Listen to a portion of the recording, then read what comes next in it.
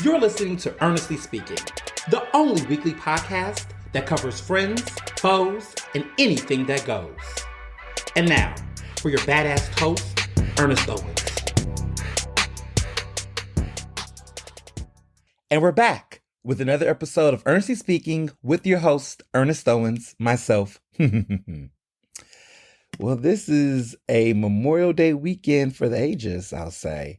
I really enjoyed this Memorial Day weekend. I mean, reflecting over those who have served our country nobly, those who have made the sacrifices. My great-grandfather is a veteran who passed away right before I started high school and served in the Korean War and I believe World War II, two wars, I believe. And so this is one of those holidays where I do take some time to reflect and in many ways just enjoy what I believe to be the kickoff to the summer. Now, I am a seasonal girl. I do treat, each season appropriately. Like some people, I always say that there's always like a holiday calendar versus the technical calendar. So technically summer is towards the end of June and spring is towards the end of March. But the way that we do seasons over here is based on holidays. So the hood holiday definition of summer is basically the kickoff of, okay, it's Memorial Day. After Memorial Day, summer begins. And we know fall begins after Labor Day. And we know that winter ends, or when does winter begin? I guess people would say fall ends after Thanksgiving. So once Thanksgiving is over and you have the sand squash and all the cornucopias and all that, when that is over, winter begins after Thanksgiving. Black Friday kicks off winter. And then I guess spring break, I would believe St. Patrick's Day weekend, the whole St. Patrick's, Luck of the Irish, all that will kick off spring. Now, mind you, all of these things happen, not officially when these holidays begin, but that is the holiday seasonal calendar of sorts. That's how you know when a new season's begun. So people like to say summer has began, right now would be the start of summer is starting now.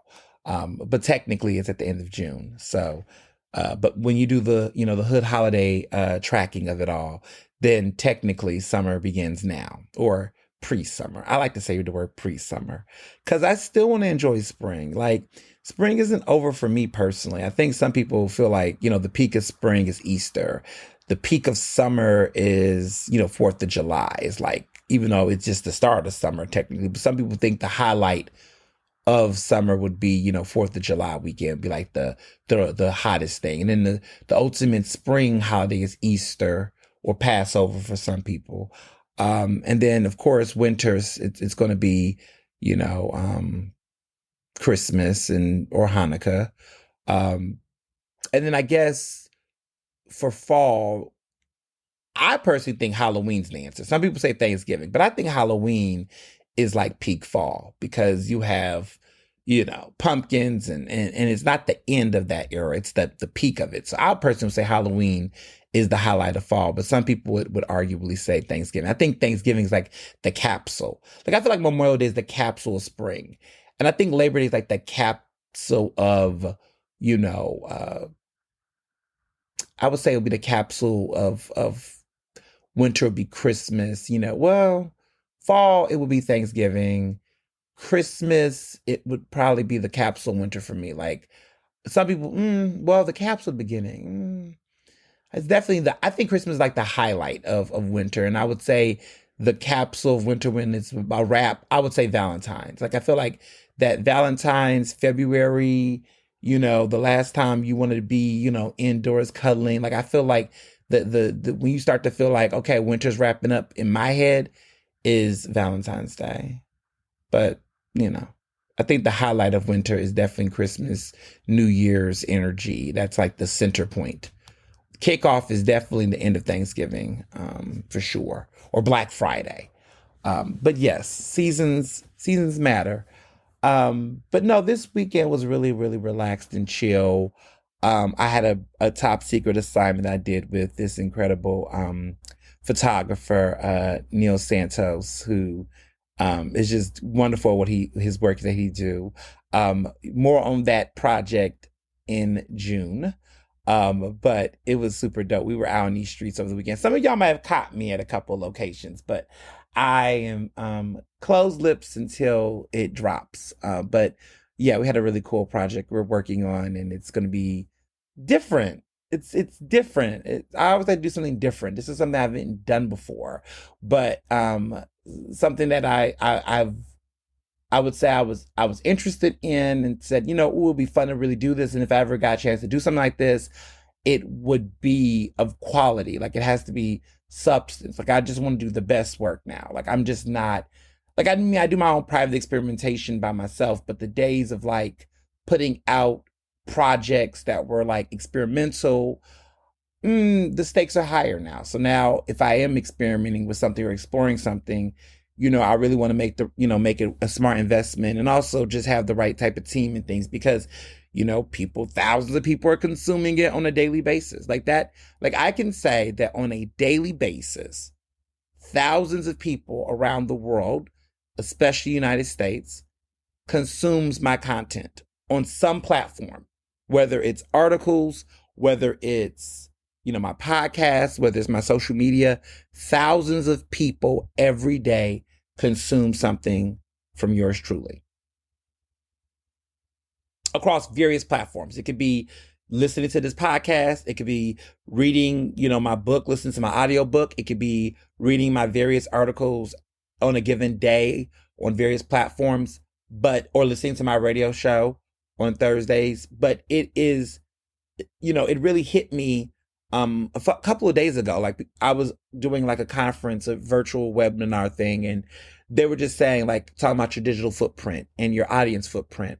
And I was just, someone's like, some of you all, if you actually think about how you're tracking your analytics, thousands of people is consuming you on a regular basis.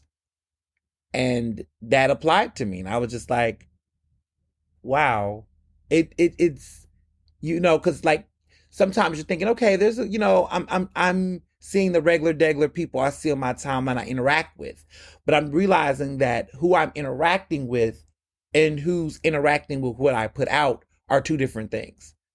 And so the world is very huge but small at the same time. But I'm like realizing, wow, the impact, is real and there. But yeah, that just really hit me. So no, this weekend was real chill. Worked on this cool project.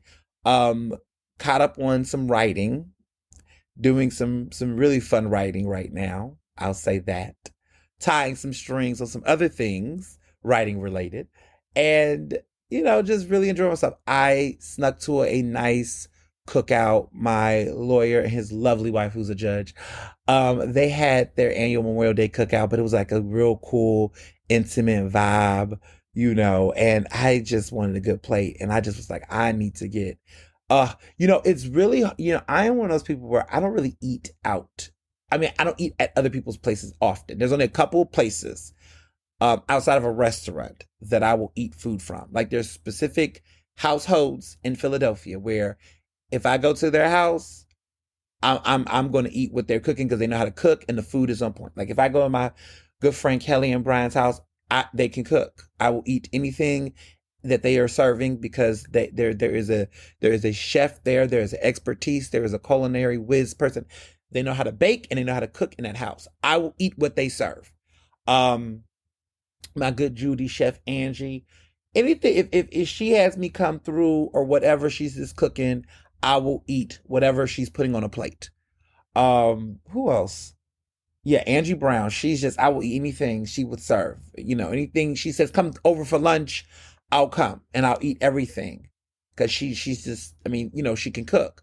Anything about my good Judy, Miss Dawn, of course.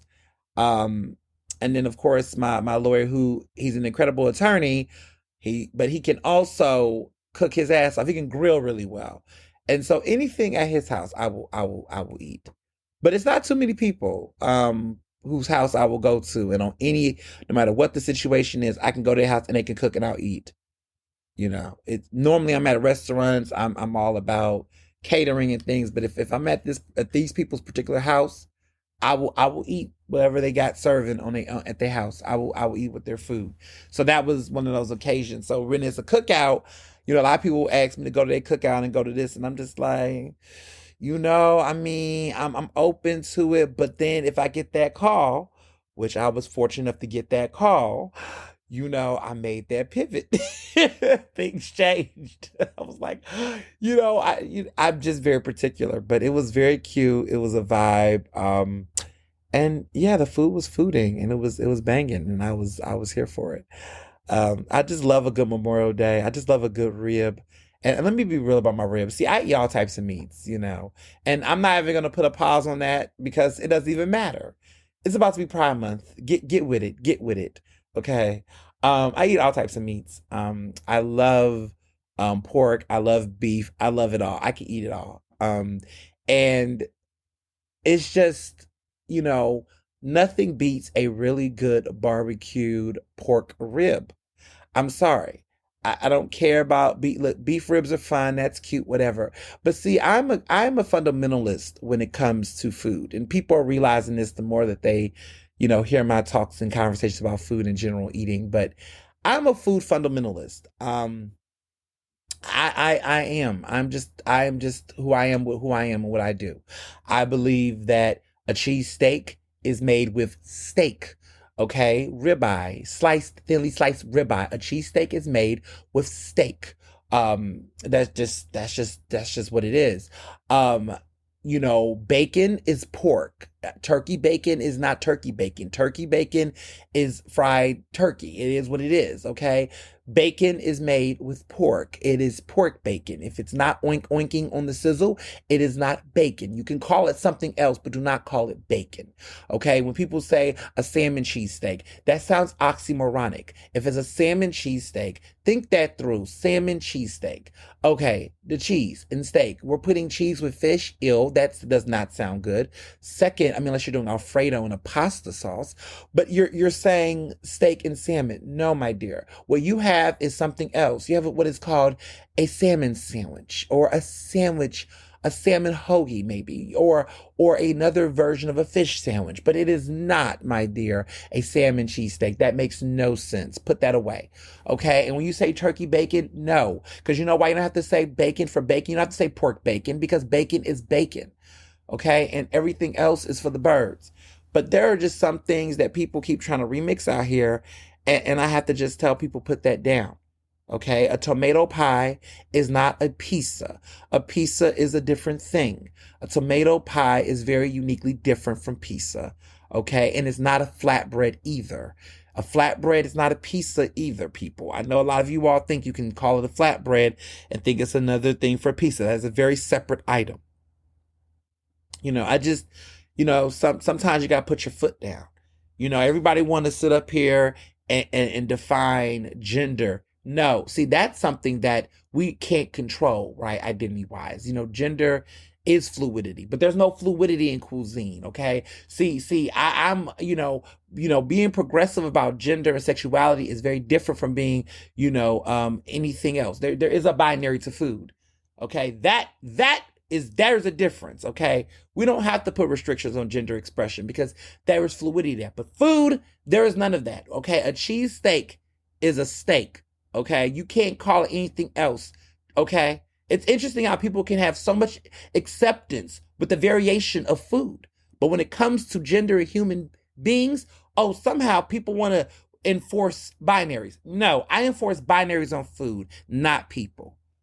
And so I just wanted to say that because I'm just seeing a lot of blasphemy out here with people and hypocrisy of people. So you can't accept someone who is gender non-binary, but you're okay with salmon, chicken, and oh my God, vegan cheesesteaks. We're calling them cheesesteaks. You're okay with that. You can be accepting of that, but you can't accept non-binary people. That makes no sense. That makes no sense. That makes no sense to me. I see hypocrisy there. And I also see a double standard.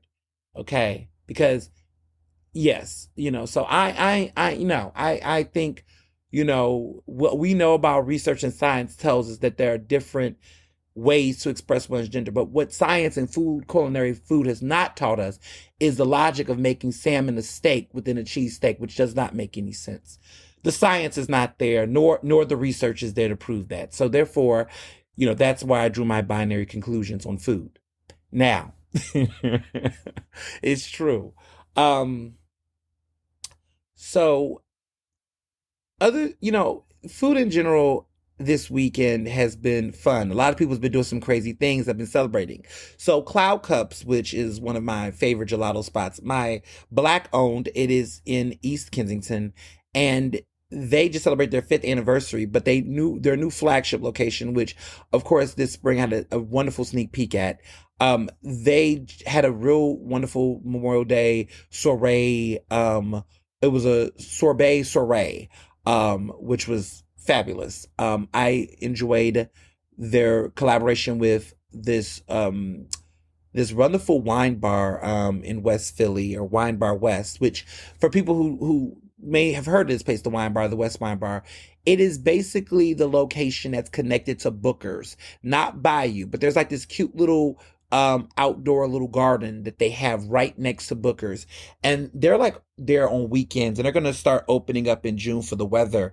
But they have these incredible, they have incredible wine and all this great stuff, and I'm in awe of it. Just great, great, great liquor, great fun. But they did a nice little pop-up collaboration at Cloud Cups, and they made these wonderful boozy sorbet floats. You can do the pina colada sorbet with rum, and they also had passion fruit, and I just got my little boozy sensation on. It was phenomenal. I was impressed. I was deeply impressed with it, and the flavors, and it was a good little turn up, a little turnout.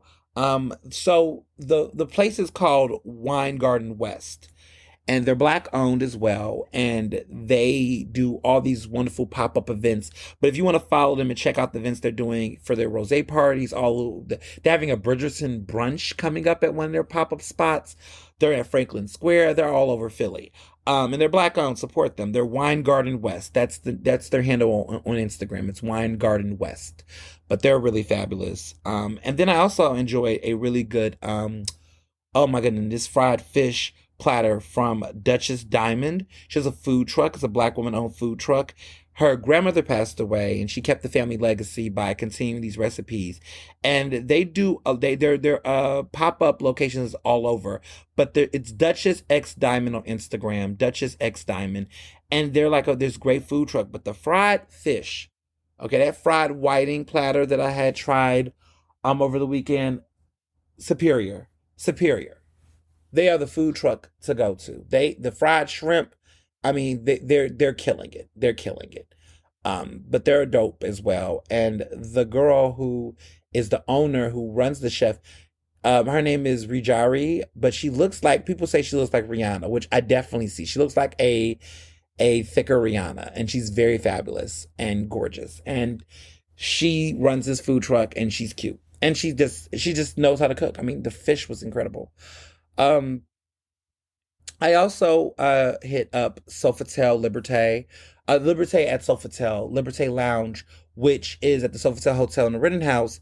They have a completely revamped French cuisine, American cuisine. I had the wonderful opportunity to get to try the new menu that has launched this month. Brand new renovated space. They were on lockdown for several months because they were doing a major upgrade. The place looks nothing like it used to look. They relocate the bar. It's more expansive. The furniture, the deco, it is incredible. I enjoyed my time there. What I loved about the Sofitel situation is that they have French wine at this Liberté Lounge. Great happy hours, brand new revamped menu. The menu is French, new executive chefs. So they have a French menu, but then the other angle of it is also very Philly. So there is an incorporation of a new American cuisine, but with a Philly spin, and there's a French taste that spreads throughout the menu. So they have these new wings that people say their wings are good. I'm very like, wings can be up and down. But these wings have a cherry pepper relish jamminess that they put in soak within the wings. So it's not that like very sauciness. It's a very like jammy base, but it's not too watery, but it's like the cherry pepper relish and it's flavored on the wings and it has this nice sweet but saucy, but nice little like fire heat to them, not burning hot, but a nice little heat. But the sweet balances it out. It's so good. I'm not doing it justice describing it. I'm doing the best that I can, but it's got this smoky, chili heat sweetness to it. It's just so good. And it's very memorable flavor, and very, very good. Then I have this croque the croque, which is like this croque la main, but it's like a cheesesteak situation, ribeye steak, okay, to be clear, but it has like that little creme rock, like the way they do those ham sandwiches, but they do a cheesesteak version of it, and it's so, oh my god, the fondue Cooper Sharp cheese that they use versus the traditional like French cheese they normally use for it, but they use this Cooper Sharp cheddar, and it's a nice thick like breading, and then it's the ribeye. It's so good. And just the menu in general, the steak frites, mussels with fries, all good stuff. Everything good stuff. Very popular, familiar French dishes, but also very fun, Philly New American with a French twist vibes. Just overall good. The cocktails are really great and have a really great French wine selection. I had so much great red wine. I don't really do white wine, so I didn't have any white wine, but I enjoyed really great French red wine, and I had a rosé, a French rosé, and champagne. Both were really good. Super enjoyed that.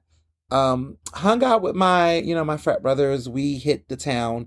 We went to Hard Rock Cafe and tried their new World Burger Tour competition. So all across the Hard Rocks around the world, each of the locations have a burger that they're competing on, and whichever burger is considered the most popular, most liked, will become the burger of the summer. So in the Philadelphia location, they had a brie cheese burger that had a fig sauce that went with it, and I must say that was popping. Okay, so if Philly wins, don't be surprised, but there's other types of burgers all across the world at various Hard Rock cafes. So if you go to a Hard Rock in Atlantic City or a Hard Rock in New York or anywhere else across the country, they are doing a different burger with this World Burger Tour, and so they finalize the winner, and whoever the winning burger is, that burger will be the burger that will be sold at all the locations across the world. So, let's see if Philly wins. But we tried their new burger. We tried their cocktails. They have a new pineapple mojito situation that is really good. Their happy hour is the bomb, by the way. Very underrated. I haven't been in enough happy hours in the spring, but I feel like this summer it's going to be the summer of happy hours or dinner or something in between.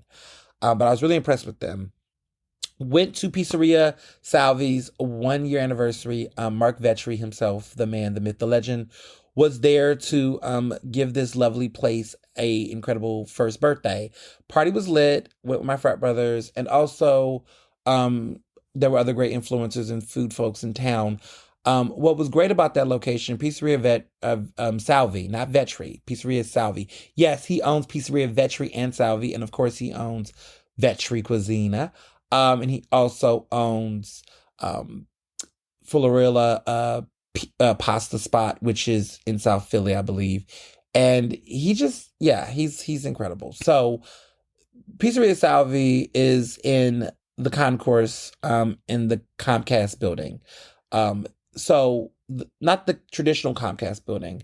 That has, I believe, Pizzeria Vetri, but it's called Comcast Concourse, but it's under the Comcast Technology Center. So not the traditional Comcast building, but the Comcast Technology Center. I think they have the better food court, to be honest, because, well, it's not much of a food court. They have Vetri Fish, and then upstairs is Vernick Coffee Bar, which is really nice. One of my favorite places to get lunch in the city. But also underground, they have Pizzeria Salvi, which is underground, and there's also some other shops there, but this is the main eating spot, and they have great wine, great pizza, Really, really great pizza. And it's a vibe. So we went there to celebrate the 1 year anniversary of Pizzeria Salvi, which is named after his now beloved father, whose name is who passed away. Sal passed away. His father during around Thanksgiving time, I believe, and so the restaurant was named after his father, and his father was still living when it first opened, but he recently passed and has these incredible meatball recipe that is there. There's these incredible, it's called, I believe, Sal's Meatballs, but the meatballs are so good. Delicious, luscious red gravy. It's an incredible place to eat. And also a fun place, very underrated, very, very underrated. But a fun place, great pizza, just real chill, and not too fussy, which I like, but great quality nonetheless. So big fan of Pizzeria Salvi, great spot. Yeah, but no, Memorial Day weekend has been overall very chill. Just like again, caught up a lot of writing and relaxing. And then of course dropped this fun trailer for this great talk I'm having. So at 8:30 on Wednesday, this upcoming Wednesday, 8:30 p.m. Eastern Standard Time, I'm going to be doing this really fun and very fun and lively IG live with none other than this influencer. Her name is Amber, and she does this girl talk. It's girl talk, and she did her IG. But she was a huge fan of my social media work, and she was in her master's program at Temple, and I spoke at one of her classes, and she apparently been following my social and just a huge fan of my work. And she's been working on her cool blog and in her, her whole like lifestyle, social media and everything. And was just a huge fan and just reached out and wanted me to be quoted for a blog post that she was doing. But through that, found out about her work and gave her some advice. And she just was like, one of these things that she does these IG lives. And she was like, would she be so humble to have me do? And I was like, girl, I'll do it. It's fun. And she was just super, ecstatic about it and surprised. But one of the things that I've been big on doing in the industry is, if there's people that are really doing their shit, like really on top of business and standing on business when it comes to things they're passionate about media, I'm never not going to support. Specifically young people that are out here trying to, break in the door. I've always told myself, that I'll help the best way I can, especially if they're a woman, a queer person, a young person of color. I'm definitely, am never going to not make time if I can. And so that, over the years, I've always done that. There's always just privately, there'll be like, some college students somewhere in, I don't know where, Ohio or something that will just on a limb email me. And they're nervous. I'm like, why are you nervous? I don't feel like I'm intimidating. But in some ways, I do feel like if you take the courage to reach out to somebody, work that you admire, someone that you look up to that's older or been in the industry for a long time, that takes a lot of guts. And I remember I did that a lot in college. And some people were very nice and some people were just total assholes and jerks. And some of those people are famous people that I now see in the industry today. And they definitely know who I am. And they just have to just kind of be, awkward. It's awkward.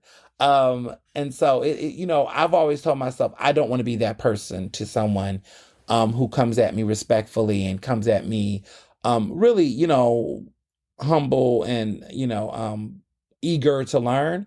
Like there's always something, right? Like, if I can't write a recommendation and because maybe it's the last minute, I don't mind scheduling a Zoom call with somebody for an hour and just, letting them, ask me questions about the business and get advice. Or, if it's somebody who's really, really thoughtful and took time to really figure out a project or something that they think that they would like to work with me on, or I can help out with, whether it's someone's, senior thesis project or, someone's doing a cool program or platform or podcast episode and they want me to come on and speak. Like I'll make time for things like that for young people. Okay. Emphasis on young people because some of the most older folks in the industry, I see people out here that, and I always say this every blue moon because it does come up. Like if there's someone like I don't mind supporting and helping folks and things when I can. But if you're like an adult and you got a budget and you out here spending money, no, you can't pick my brain for free. No, no, no, no, no, no, no. I'm giving back when I'm helping you. It's called an invoice. You need to invoice me for your services if you're someone I don't know or whatever. Because I get that. I remember a while back there was this white dude in Silicon Valley who wanted to pivot into a media career. This guy was a former exec. He's in his early 40s. He was a startup for 10 years, sold his startup, but like now he wants to, I guess, brand himself in a different type of way. And so he saw my work online or something like that and was like very like the way he emailed, I never forgot email. Like he was talking about how he was impressed with how I was able to brand myself and personality through media and through various ways. And he wanted to learn how to do the same. So he wanted to schedule a Zoom call to pick my brain. He literally said, pick my brain. That's like my pet peeve. Like, especially when you're like, what? And just want to schedule a meeting. And it was just kind of like, and it was very specific about what he wanted to talk about. Cause those tech guys, they're kind of type A. So he had these bullet points of like things he wanted to go over and discuss. And I was just kind of like, okay, I'm hearing a lot of labor, but I'm not hearing a question about rate. Like I'm not hearing you say to me, oh, what's your rate? Like, what's your, how much I'm not hearing that. But you're bragging to me about your career past and how you want to transition. And I'm not hearing partnership. I'm not hearing sponsorship. I'm not hearing collaboration. I'm not hearing the words that are like ding, ding, ding from you. So that's a red flag for me. I'm just hearing, I like your work. I admire this. Let's talk about this. No, I heard, so I respectfully said back in the message, thank you so much for reaching out, about my work and my qualifications. So my company, Ernestly Empire, we are a media production, consulting, communications firm, and we offer these services and a lot of things that you're asking for. I would love to discuss, a time and place, and to discuss my rates for what kind of, picking of the brain do you entail? Because in my mind, picking, and I didn't say this part, but in my mind, when you say picking my brain, if you picking my brain, I'm picking your wallet. Like, we're doing this, we're going to be picking something. I'm picking up a check. Like, what we picking, because you got to remind people that's out here. So what was funny was he kind of left me on red. Like, I didn't hear from him for like maybe a month. Like, it just went ghost, which was fine. I moved on. I had other checks to check. But then he hit me back. It was like, hey man, sorry, I was busy, traveling, what's your rate? And I gave him the rate that I thought was comparable to what he do. And guess what? He paid that rate. And I actually offered him that time. He picked my brain and I picked his wallet and we was good. And he's doing his thing. I don't name my clients, but he is doing his thing out there. He's made a nice pivot. And my services were rendered and we did what we did. But that there's a good story. I wasn't gonna let it end on a bad note. But what I want to tell people is that if you are a professional and you are known for your services and you have a business and you are and this is what you do for real, you better you better let the people know. Because you could turn down a situation were a bag. And some people say, they'll ask questions like, oh, well, how do I make that pivot? How do I make that pivot? In X, Y, and Z. And, I hear that a lot, how do I make that pivot? If I want to transition or whatever, I think it's really about reminding people, like when you catch a situation with someone specifically asking for labor from you, and it's related to your field. Now, sometimes people don't know, and you got to figure out, look, everybody can't be charged if it's a dependent situation. If let's say a big exec is asking you to have a meeting and they want to get to know you, getting to know you is not you charging, right? Now they might ask for something at the table and then you can pivot. But if somebody's just reaching out to just get to know you and it's somebody of substance or you see an opportunity there, because I don't do, at this point in my career, I don't have time for new friends. And I don't mean that I can't meet a person like them or something. But like, I'm not in the streets looking for a new friend. Like my friend, inquiry. Like, I mean, associates, you can't get enough of them. But friends, I think I'm at the point where my inventory is, because I believe when you're friends with people, you invest in people. And so it means this is the person that you want to go to their birthday and you want them to come to your birthday and you want to hang out with them and do things with them. Like, I don't take the word friend loosely. And so my friend inventory is very, very, like, I have no capacity for no new friends. If anything, I'm trying to drop friends. I'm not even trying to drop friends. I love all my friends. I'm not dropping anyone, but you know, I hate people get dropped. But no, my inventory right now, I think I have enough friends. Like, I don't mind mentors or something, but like I recently think I've hit it, because I think when I'm like, now that I'm having events, right, and I'm inviting people to things and I'm doing the things, the connections, I'm looking at my calendar, I'm like, oh, this person got to pray. I think I've reached, like, I think I have, I don't mind having associates and people I network with and things, but I think I have hit my friend inventory for the year. Now, if somebody just great comes, listen, if Meryl Streep hits me up, I think I got room for Meryl Streep. I think I got room for Meryl Streep. Meryl Streep hit me up because Meryl Streep, see, I know Meryl Streep gonna be an easygoing friend. Maybe that's what it is. I need friends that are just, if I take in new people, I need them to come ready. Like, come ready. Like, be ready.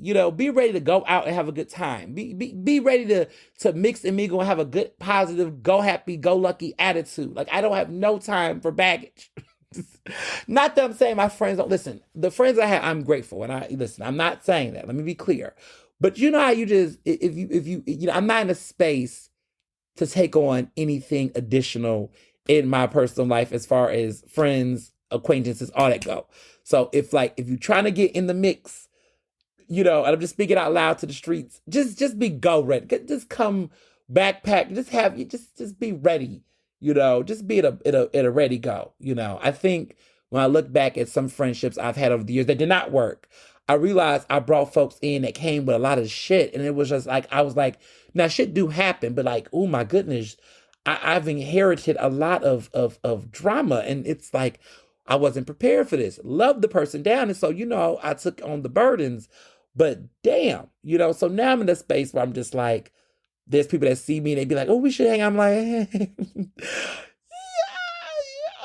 yeah, okay, but I'm just trying to, I'm like, my level is just very, I like going to events and I see what I call associates or acquaintances where we see each other at a lot of events and I can say hi, I can take a picture and I can catch up with them there.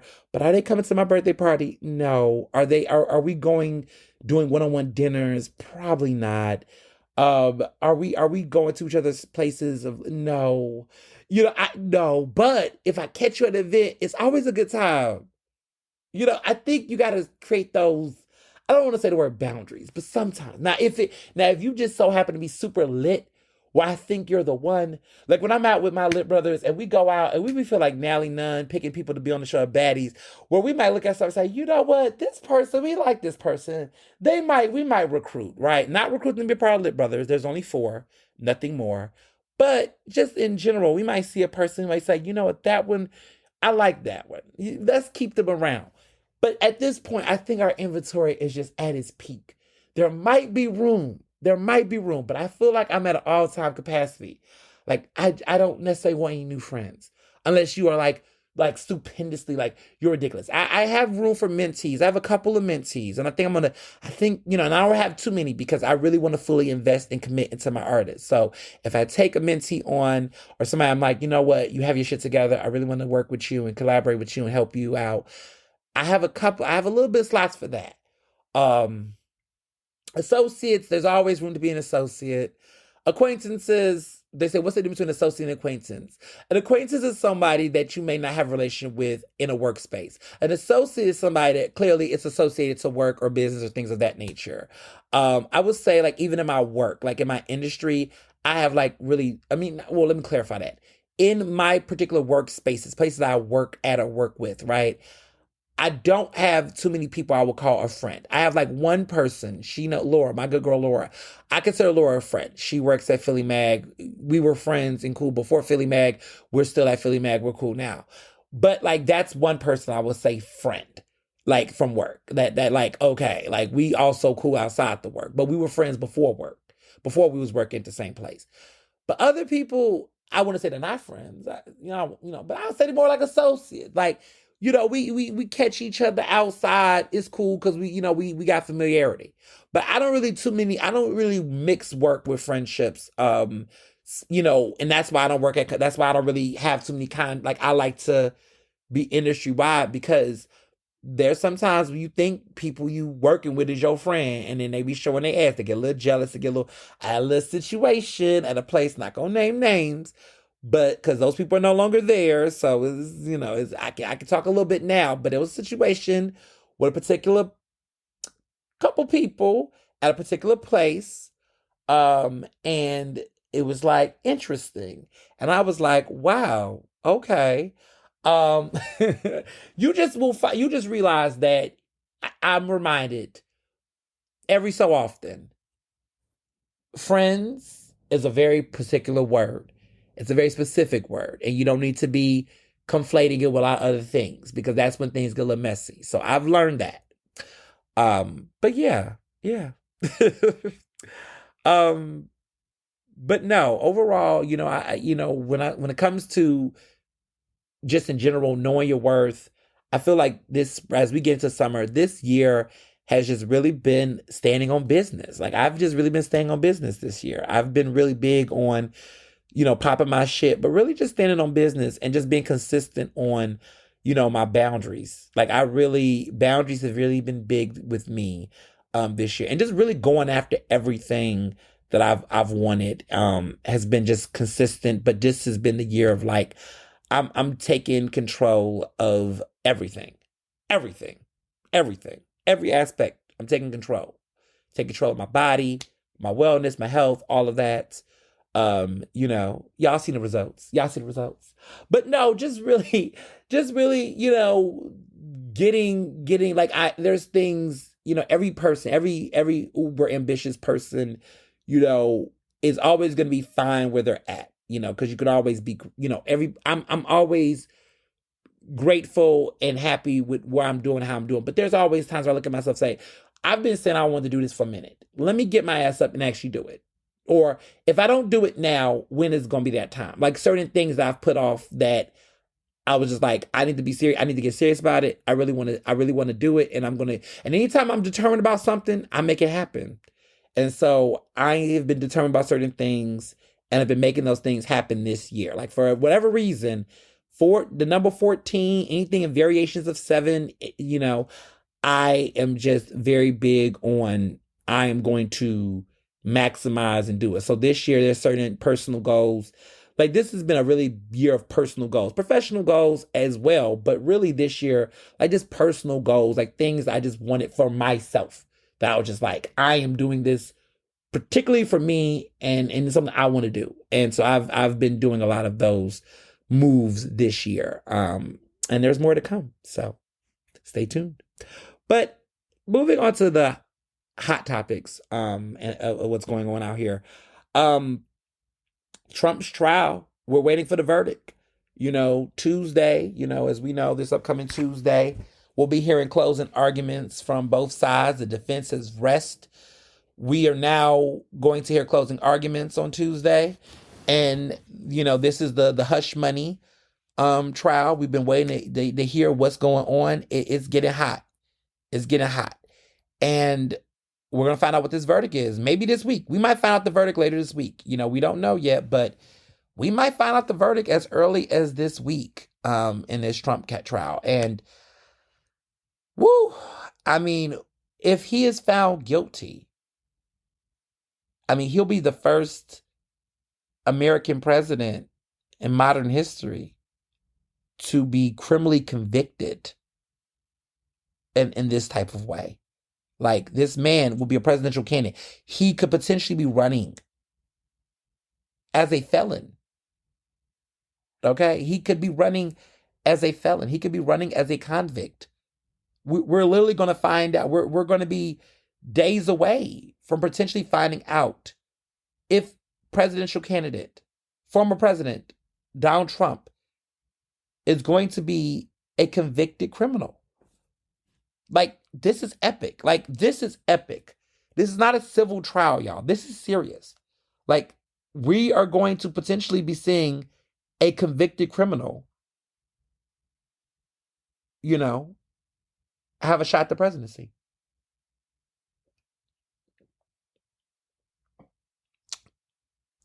I'm just processing what that means. But, listen, his supporters are ride or die, so it ain't gonna probably mean that much. But for the history books, and even for this debate that's coming up in June, like, oh my goodness, Biden's gonna be having a debate with him in June. There's gonna be a presidential debate in June between Biden and Trump. And what's interesting about that is that we're gonna find out all of this stuff, and in some ways, the verdict happening so soon, close to this debate, how does that not become a question during the debate? Like how does that not become a question? Like, I am ready. I'm ready.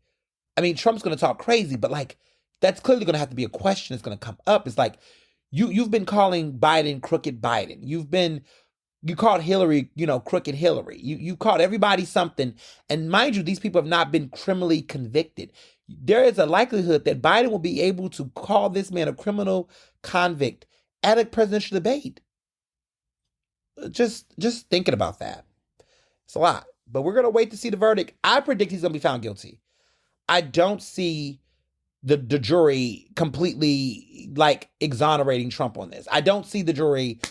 It's just, this has been a wrap from day one, in my opinion. Like, this has been a wrap since day one. I don't know any other candidate or anyone else who could say the same. I just, Michael Cohen has fessed up. Michael Cohen has spent time behind bars for this shit, for lying. I mean, at this point, there's no way that Trump was not aware. In my mind, there's no way that Trump was not aware. There's no way that Michael Cohen was able to access those funds the way that he did without there being some understanding or some quid pro quo. There's just no way that this all just happens and Michael Cohen does all of this and, Trump knew nothing and it's all a lie. Yeah, don't believe that. There's no way. There's no way. The case has been made. A little about Stormy Daniels. I think Stormy Daniels has been a witness. It is what it is. But Stormy Daniels was never going to make or break the situation over there, personally. I would say that.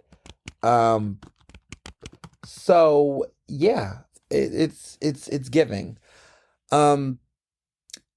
Speaking of Trump and voters and just jury, I mean, the jury of his peers, the jury of voters, the voters, the people's choice, it's getting complicated over there with voters. The voters are being polled in a different way.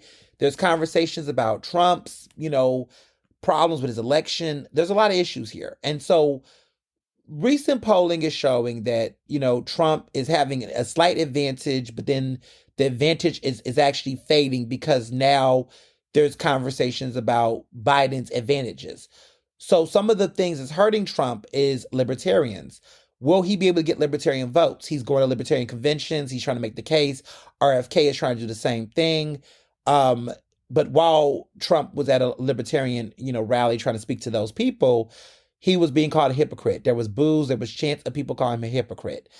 I don't know how he's going to pull this off. What's even more interesting, since we're on the topic of hypocrites, Nikki Haley, who, previously seemed to be staying and letting Trump suffer, apparently she has announced recently that she will vote for Trump because of his foreign policy. An interesting about face moment, not too surprised. Mitt Romney's out here putting his foot in his mouth. It just seems like there's a lot of half-assedness happening right now. Mitt Romney's being Mitt Romney, and Nikki Haley, once again, is proving why no one can trust her.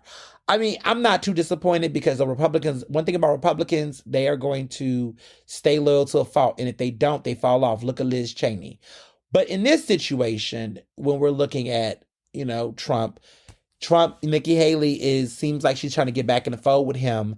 It's giving VP, because it now looks like maybe she's trying to be his VP. And maybe this is a Kamala Biden situation all over again, where I remember for a period of time, there was a narrative that Kamala was not really in it to win it when it came for running for president. It was giving, Kamala was, the people was suggesting that Kamala wasn't in it to win it they were trying to suggest that, she was really just a plant to be a VP candidate. And that when it was all said and done, that, she ran to pretty much run to give visibility. But the plan was always that she was going to be Biden's VP running mate. That was always the suspicion from day one.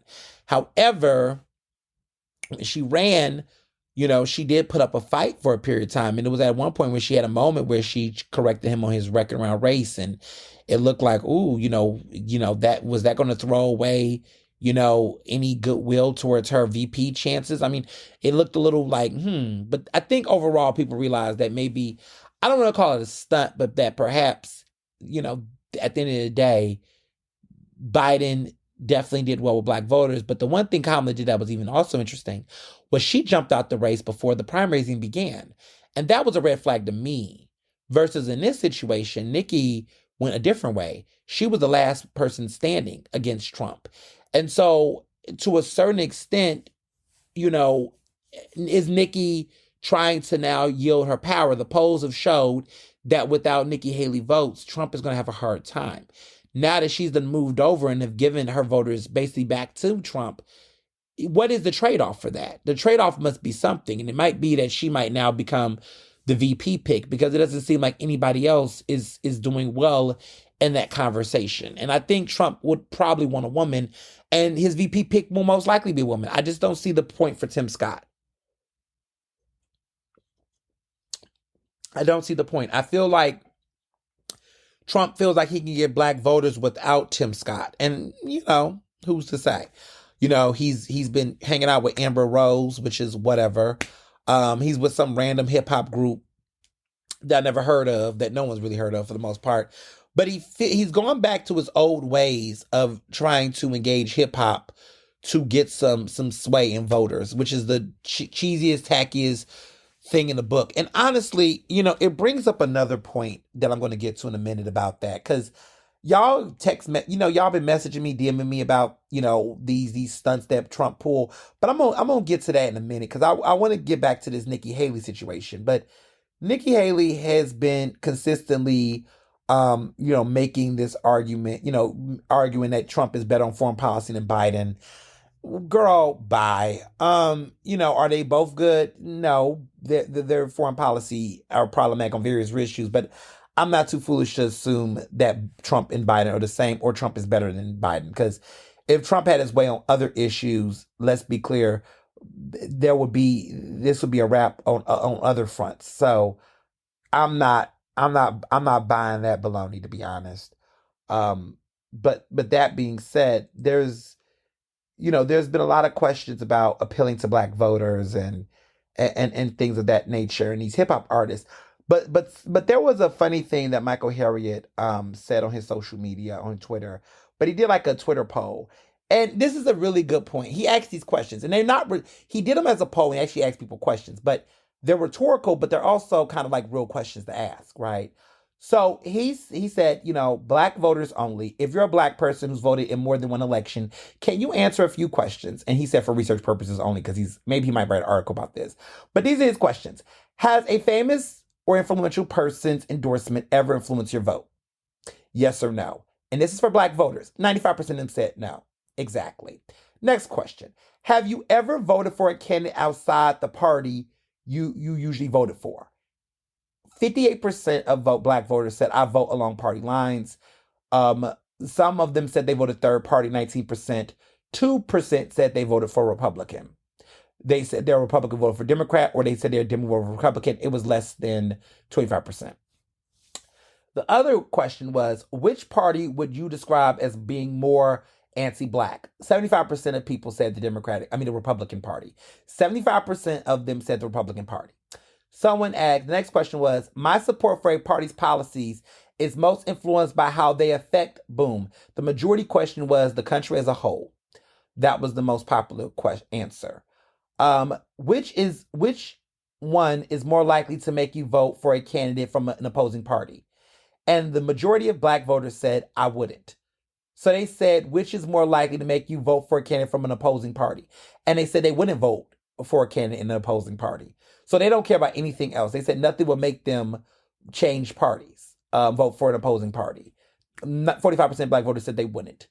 Other votes was racist conduct, illegal conduct, amoral conduct.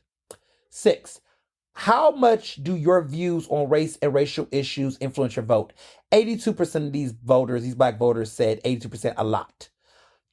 Number 7, a candidate's views on race and racial issues are, and 90% of them said very important to me. Not somewhat, not important at all. They said very important. If you believed a candidate from your party was racist, you would vote for, and 39% said a third party. They did not say a opposing candidate, translation, a Republican, or they did not say they wouldn't vote at all. They said they would vote third party. 39% of black voters said that. And then 31% said they wouldn't vote, but the rest said otherwise. Number 9, the other question was, in most of the past presidential elections, you voted, and they said 83% of black voters said for a party and a candidate versus against a party or a candidate. And the last question, they said, compared to yours, the political views of your closest friends and family are probably, and they said by a majority, very similar. And then Ellie Misto, who is a famous columnist who also writes for The Nation, said in this thread, black people have no permanent friends and no permanent enemies, only permanent interests.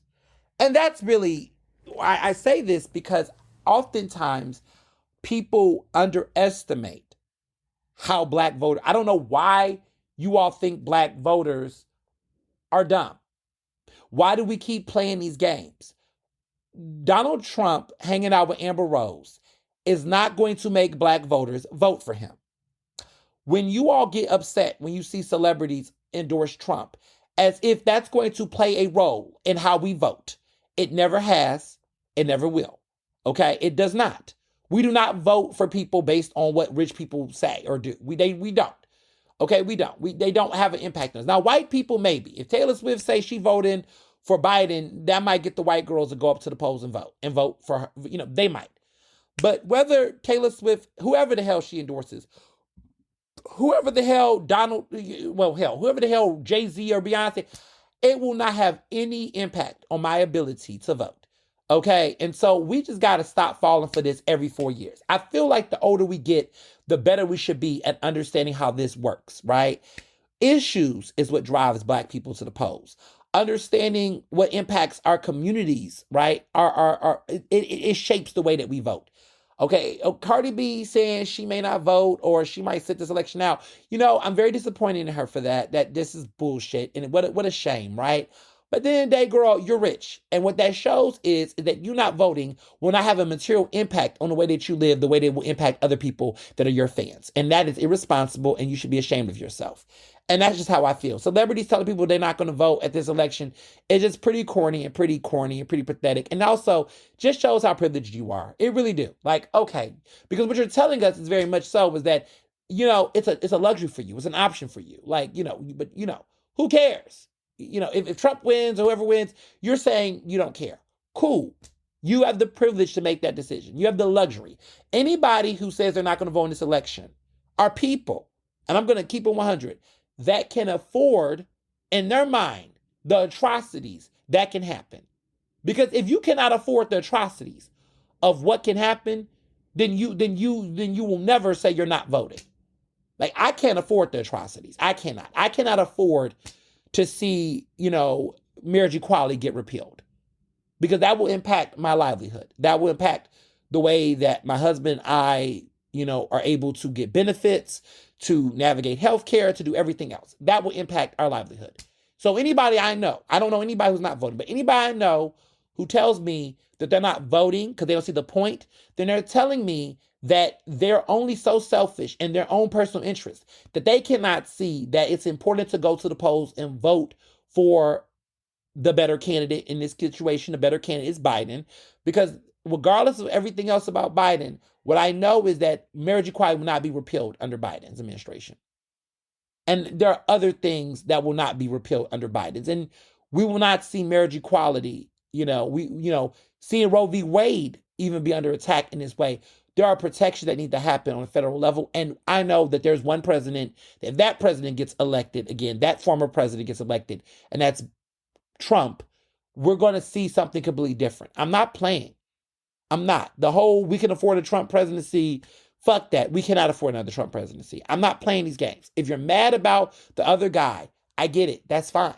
But you can be mad, but don't be stupid. You can be mad, but don't be stupid. You can be mad, but don't be stupid. Elections are not about electing the most purest candidates.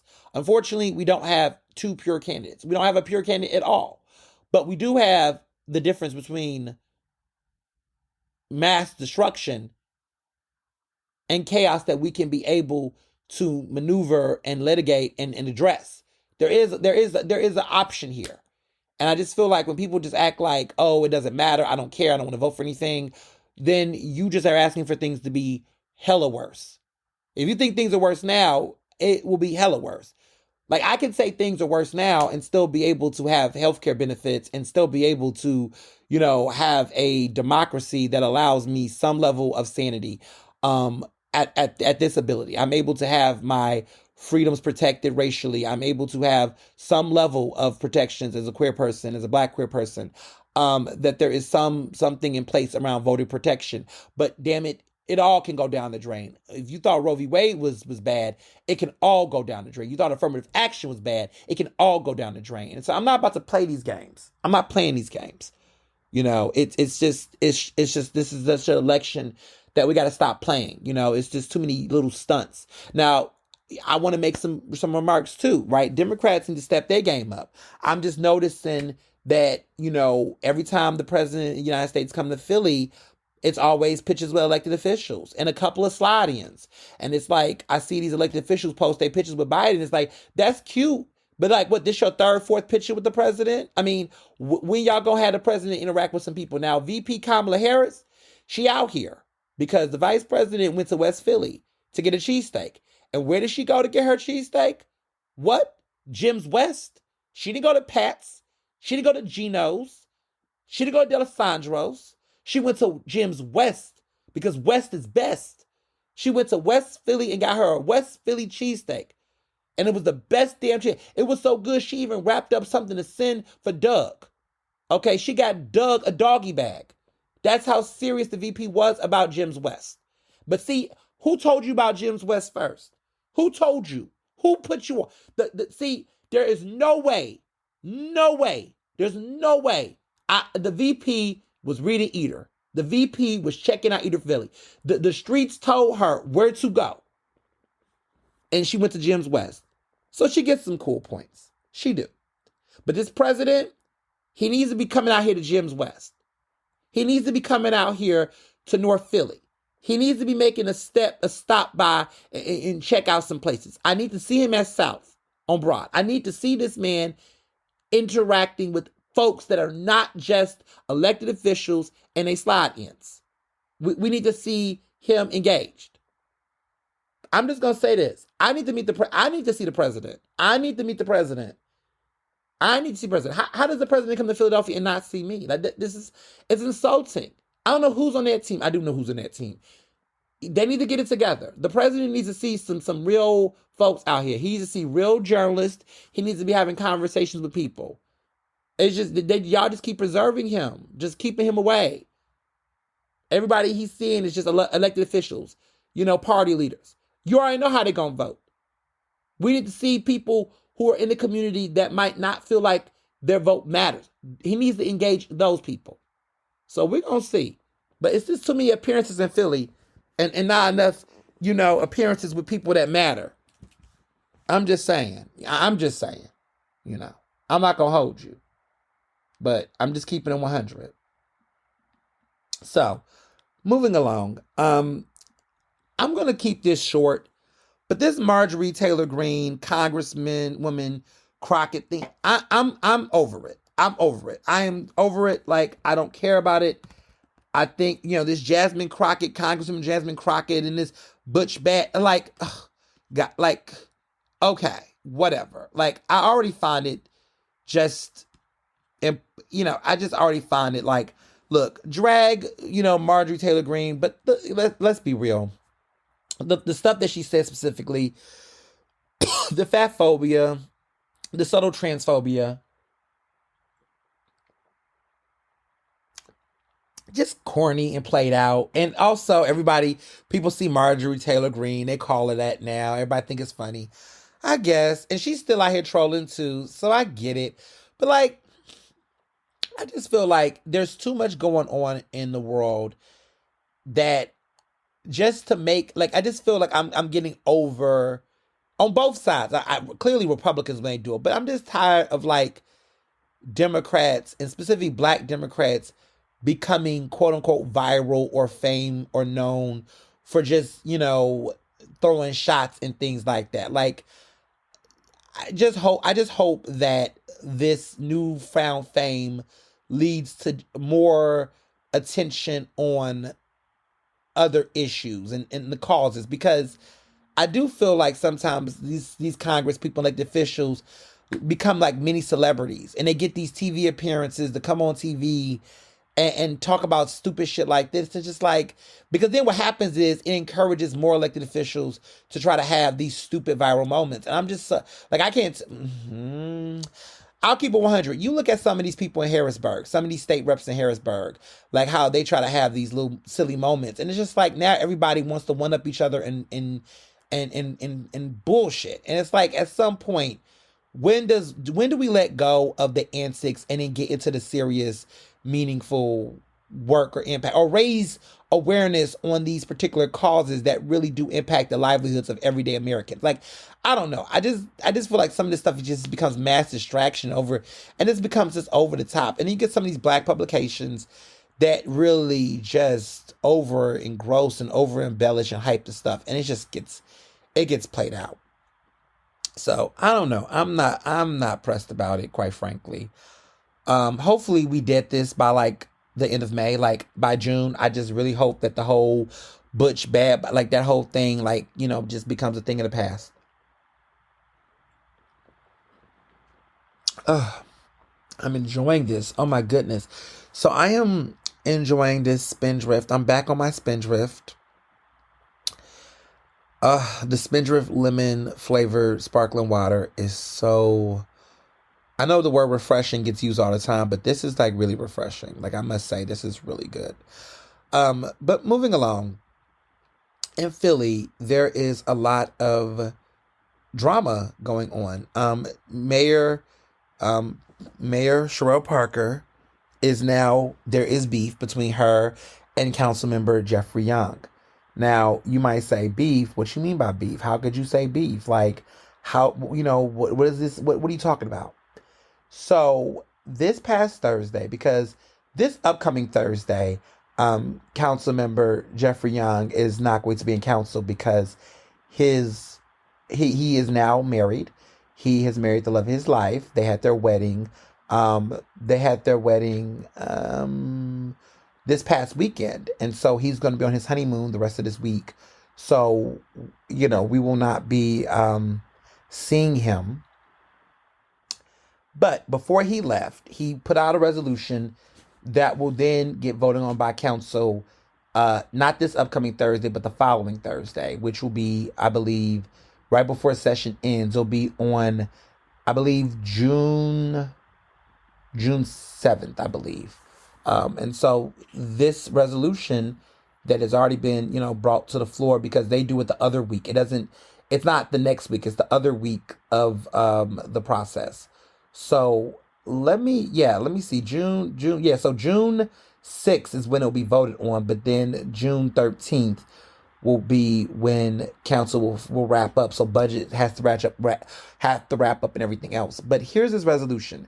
It's authorizing the Council of the City of Philadelphia to hold hearings on the use and occupancy of 2100 West Girard Avenue by the City of Philadelphia and its contractors, and in furtherance of such investigation, authorizing the issuance of subpoenas to compel the attendance of Parker administration officials, including the mayor and other such witnesses, and the production of documents to the full extent authorized under Section 2 4-401 of the Home Rule Charter.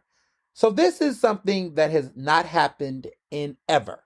It's not to say that it can't happen, but it's rare that the city of Philadelphia, city council, will subpoena the mayor to basically interrogate and ask her questions about the occupancy of the 2100 West Girard Avenue. So this is that triage center location that the mayor has decided upon putting there, after the whole after the whole Kensington cleanup, debacle. Of course, she's been the one to have a triage center, and she is now subpoenaed the Jeffrey Young, who's a city council member in the 5th district, where this is in his district. He's been complaining for several weeks that the mayor did not call me. So now, because she has not called him, and she doesn't really have to call him, he is now going to subpoena her. This has not happened in years, that a city council member, a freshman city council member at that, is subpoenaing a sitting mayor about a decision they're making. This is like unprecedented. This is wild. And let me just say, I'll be at those hearings.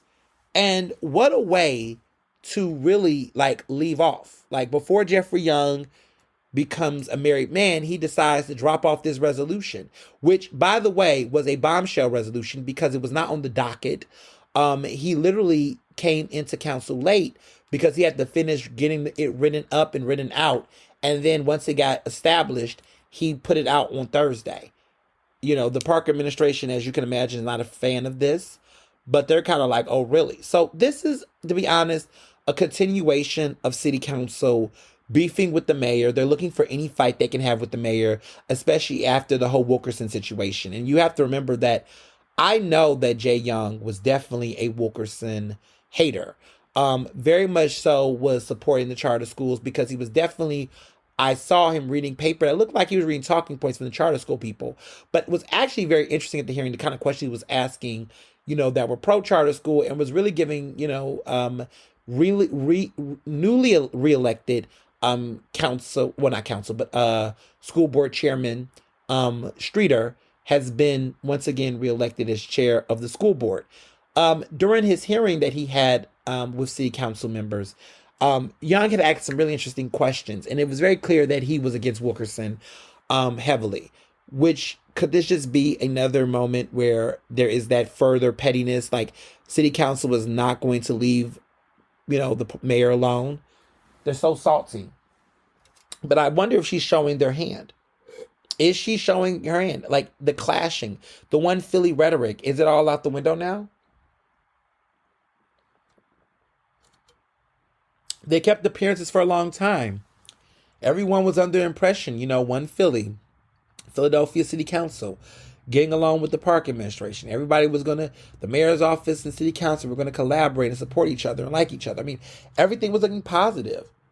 She had a great budget address. Everything was looking like it was going to be great.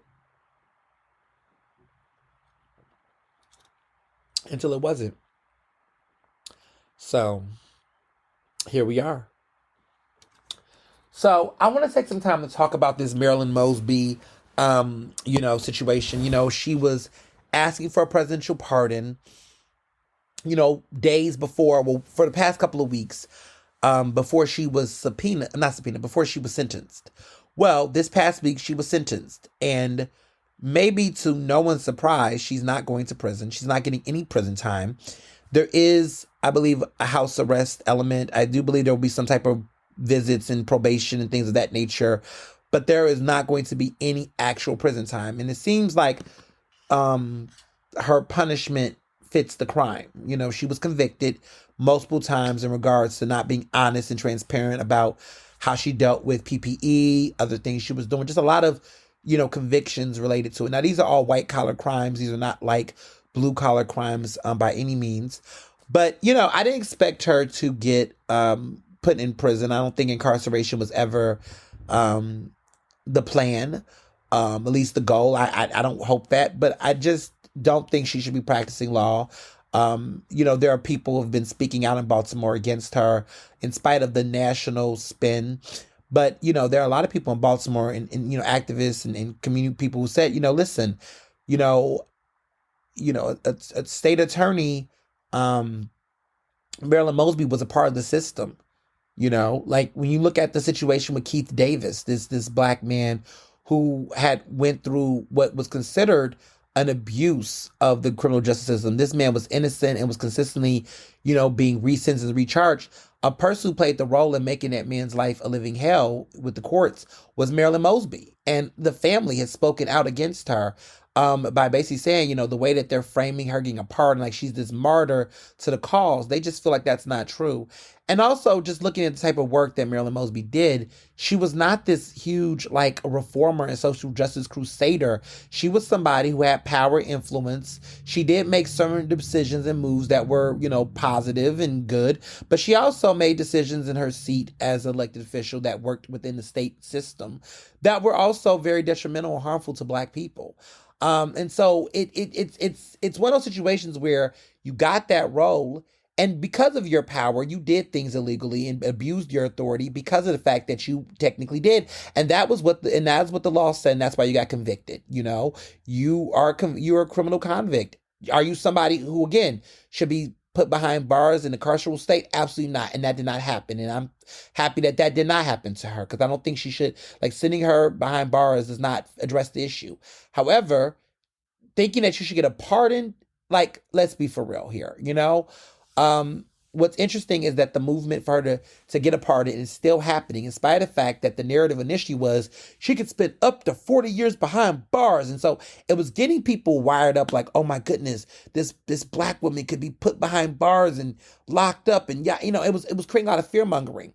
Now that is over, and we now see that she's not going to have that experience, asking the president to pardon her right now, a convicted Democrat who actually the evidence points and shows that she definitely did something that was inappropriate, like, trying to have him do that right now while he's trying to hold Trump accountable for crimes that he has not yet been fully convicted of. It's really a sticky rope, and I don't see the Democratic Party doing it. I think they need to just place their bets and just hope that, the best has happened. She has not been given a prison sentence. I think that is the best that's going to happen here. And I really feel like I've been seeing certain people, that are influential in the social justice legal space come out and defend her. And I think what gets me is how certain influential voices will always rally behind elected officials and celebrities at a more pronounced rate than they do innocent everyday people in the struggle. It's interesting because the people who are advocating for Keith Davis, are you all not listening to what Keith Davis's family is saying about Marilyn Mosby? Like, are you listening to people that you claim to be advocate for? Like, when we're at the point where we're ignoring the voice of the people and calling for more justice, quote unquote, and support for the state and those who are operating within that system, that's when you're on the wrong side of history. And so I have been quiet on it. People have been asking me, oh, what do you think? Are you going to sign? Are you gonna... Listen, sometimes, y'all, listen, when it comes to the politicians and political figures, gender, identity, all of those things, it don't mean anything to people who work in those institutions. The same way I couldn't get on the bandwagon effect of Daniel Outlaw. There was a lot of people acting like Daniel Outlaw was just being done wrong by the system and blah, blah, blah, blah, blah. No, Daniel Outlaw was a part of the system, and she played those games to her benefit until it didn't work in her favor.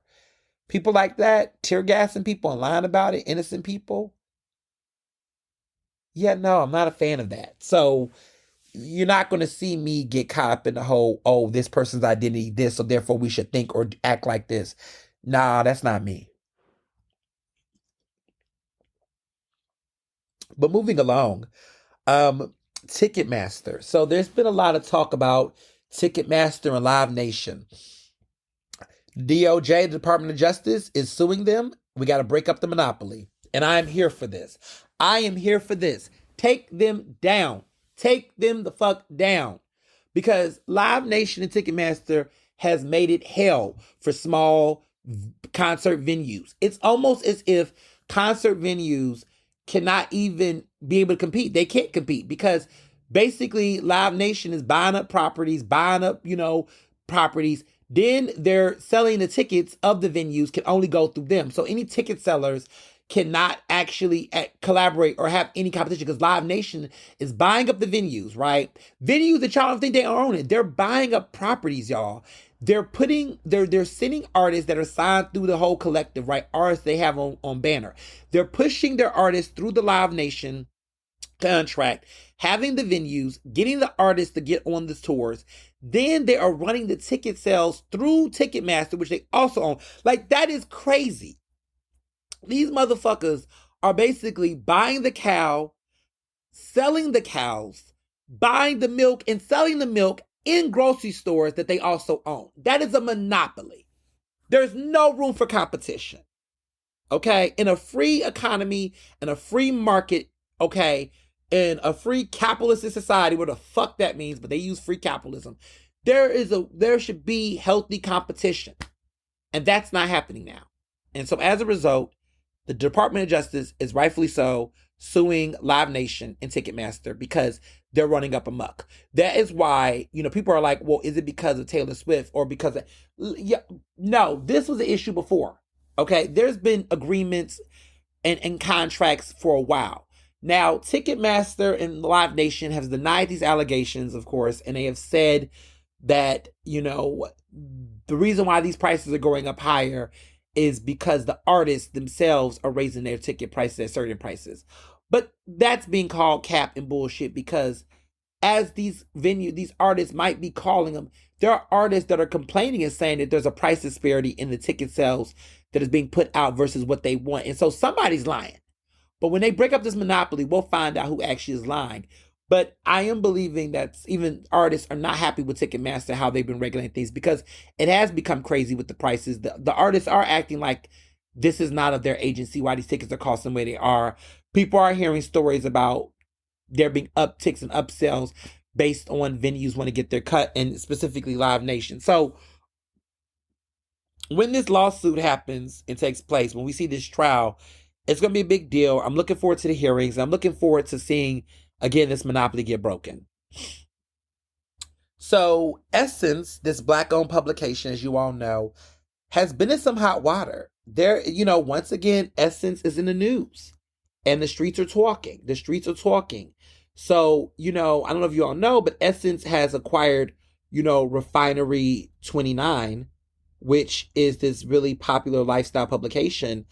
But there has been some major shakeups there, and this has been since the pandemic. And it's apparently there's been outlets that are saying that, Essence has been expanding its brand, even though, the C-suite has been shrinking. They have a parent company called Sundial Media Group, which just basically acquired Refinery 29, which is pretty dope. But the problem is there are some employees, even some that I know, that have been calling the place a toxic workplace culture. They say it's a toxic workplace culture. They've been accusing the company of really throwing Black women behind. Even though the CEO and president of the company of Essence is a Black woman named Caroline Wanga. But, they're saying that there has been a lot of turnover there. Several resignations have been taking place. There was, the former CEO, Rashulu Dennis, who, was the guy who also owned Shea Moisturizer. He stepped down as the owner, even though he has a role in it. But people are saying that there's really no women in leadership outside of Caroline at Essence. And that has really created a very new culture and different titles and jobs and intimidation and other things. I've never written for Essence. And a lot of these publications, I remember Ebony, which is still around, but I remember, Ebony O's, when there were people who didn't get paid from Ebony, was owed money from Ebony. I just have never been invited to write for these publications. And a lot of times in the past, I would often be hard on myself and say, why I didn't get this opportunity? Why I didn't write this? And when I hear stories like this, I'm reminded of listen, I dodged a bullet. Sometimes the things you be chasing for, thinking you're entitled to or you should get, are sometimes the things that you shouldn't even be looking at. So, the more I learn, okay? Because, it is what it is. Other situation that's been happening, Abby Phillip and CNN, you always ask about the whole situation with Cameron come on the show. Poor Abby Phillip did the interview, a nightly interview, trying to ask him about Diddy.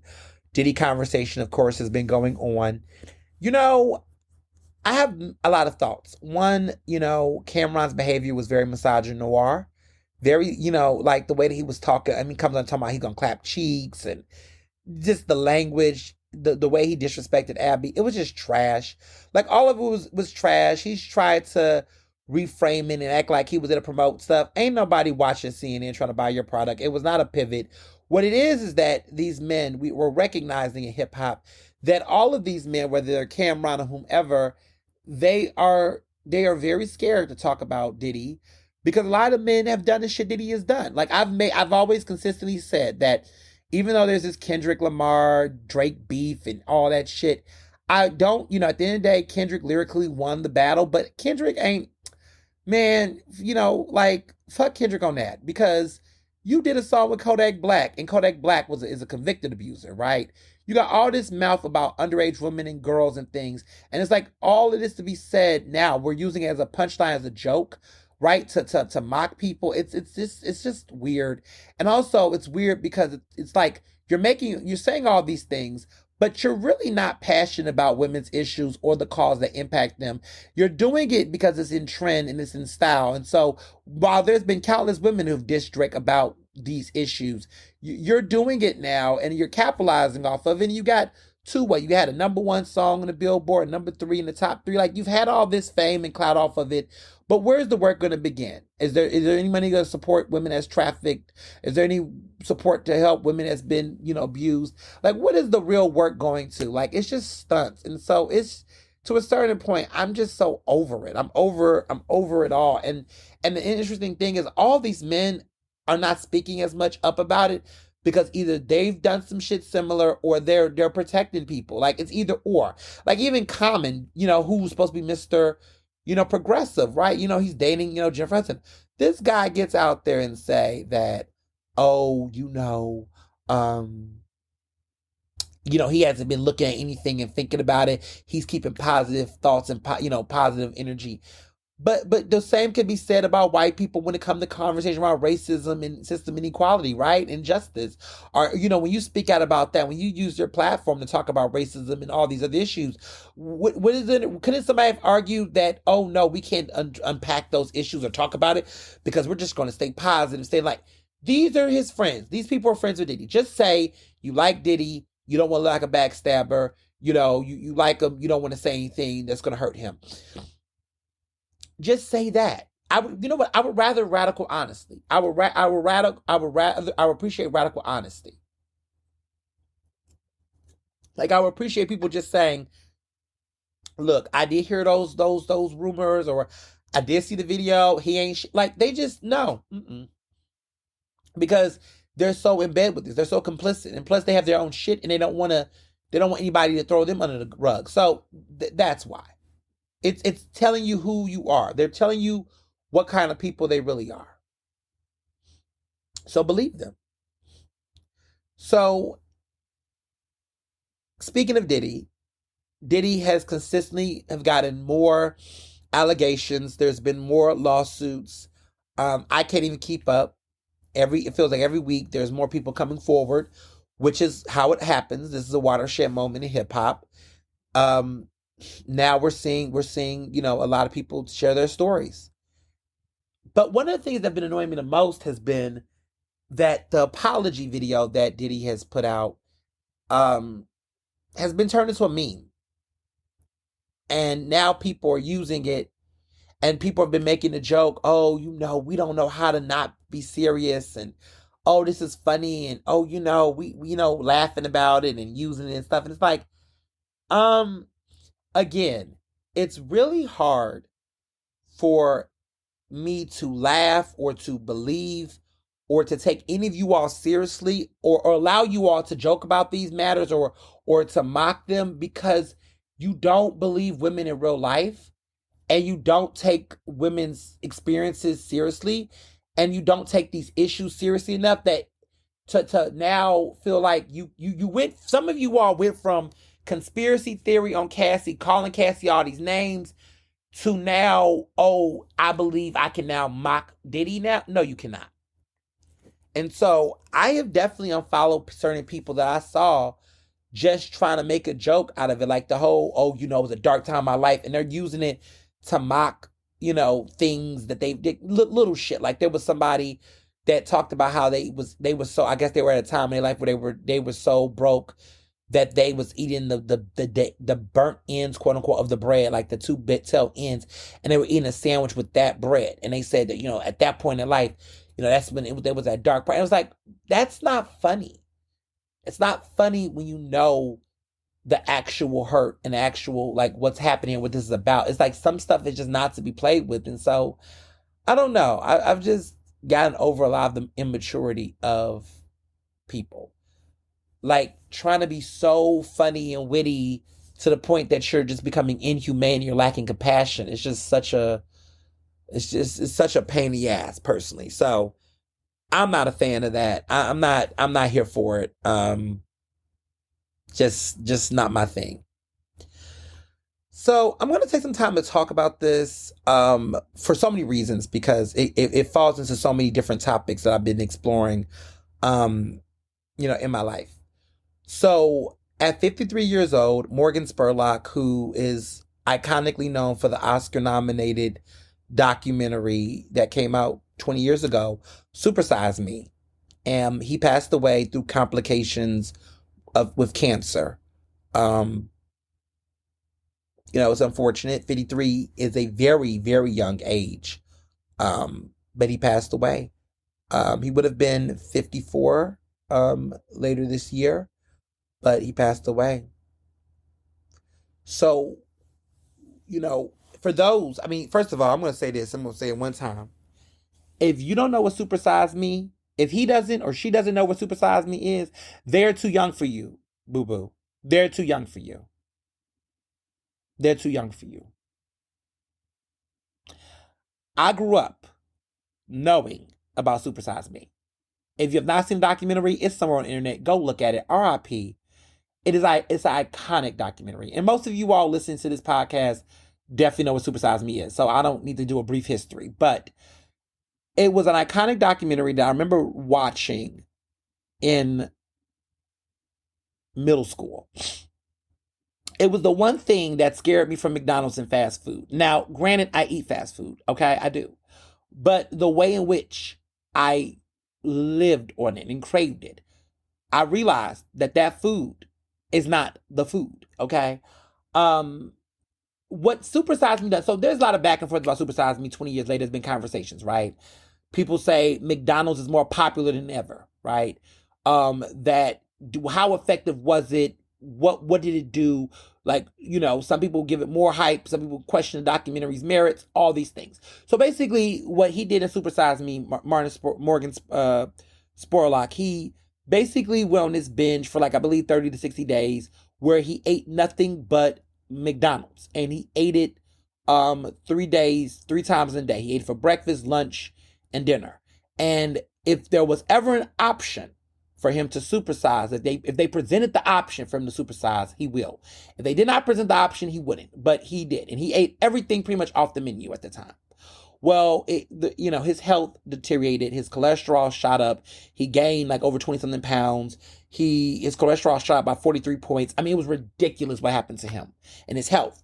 But it created a wake up call because became like, he also did a sequel to this. And I gotta tell you, his sequel to this was dope. He did a Super Size Me, like a sequel that came out many, many years later. And I loved that documentary special. Like, he did a really good job with it.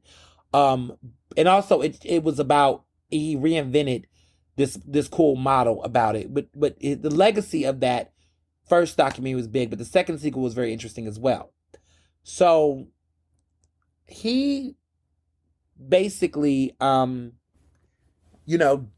did this documentary, and what it did was it changed the culture around how we talked about fast food, understood the health benefits, and in some ways some people, they think it caused the decline of McDonald's. What did it do? What does the impact do? So if there's a yes and there's a no. I guess I would say the things that was less effective before I talk about the overall cultural impact, because I do believe overall Supersize Me made a huge impact. So short-term impact, a lot of people did question that, he did apparently have other previous health issues. Could there be variables? Could there be a variable that eating fast food every day, of course you're going to have these results. Like, you can't eat McDonald's every day and be healthy. Like, I don't, too much of a good thing or a bad thing could be a bad thing. Too much of a bad thing could be a bad thing. All the different things. Like, the objective of it was extreme. Like, it was an extreme level, right, to it, right? So to a certain extent, it was extreme. Also too, McDonald's is still popular. Like, people, like, it's an American icon. It did not take McDonald's down. So those are the things that, maybe are the concessions. But here's the impact of what it really did, and what I will give it credit to in this overall conversation.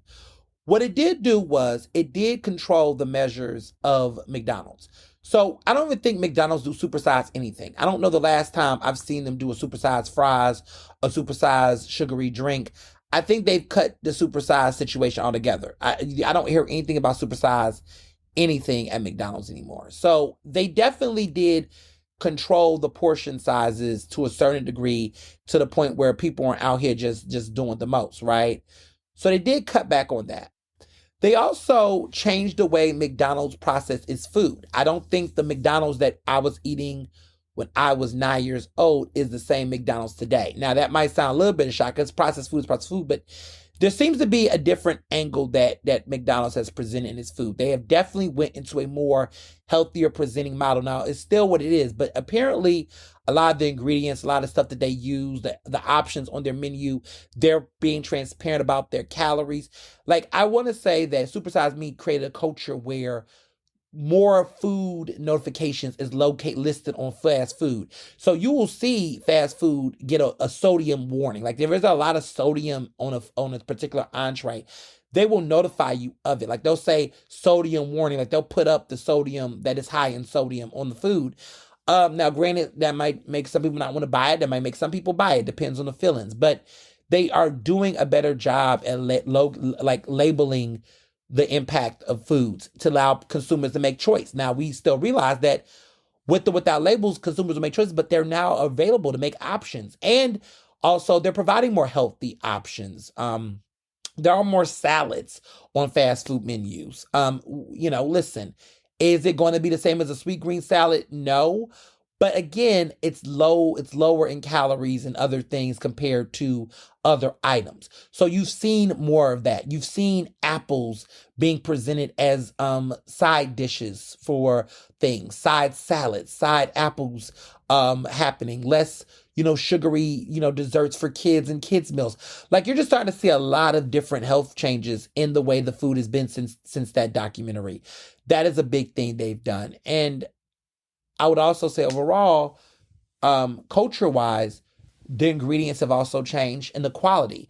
But I also think that overall, the reason why fast food has also not disappeared is because of the fact that it is still a more price conscious effort compared to other places.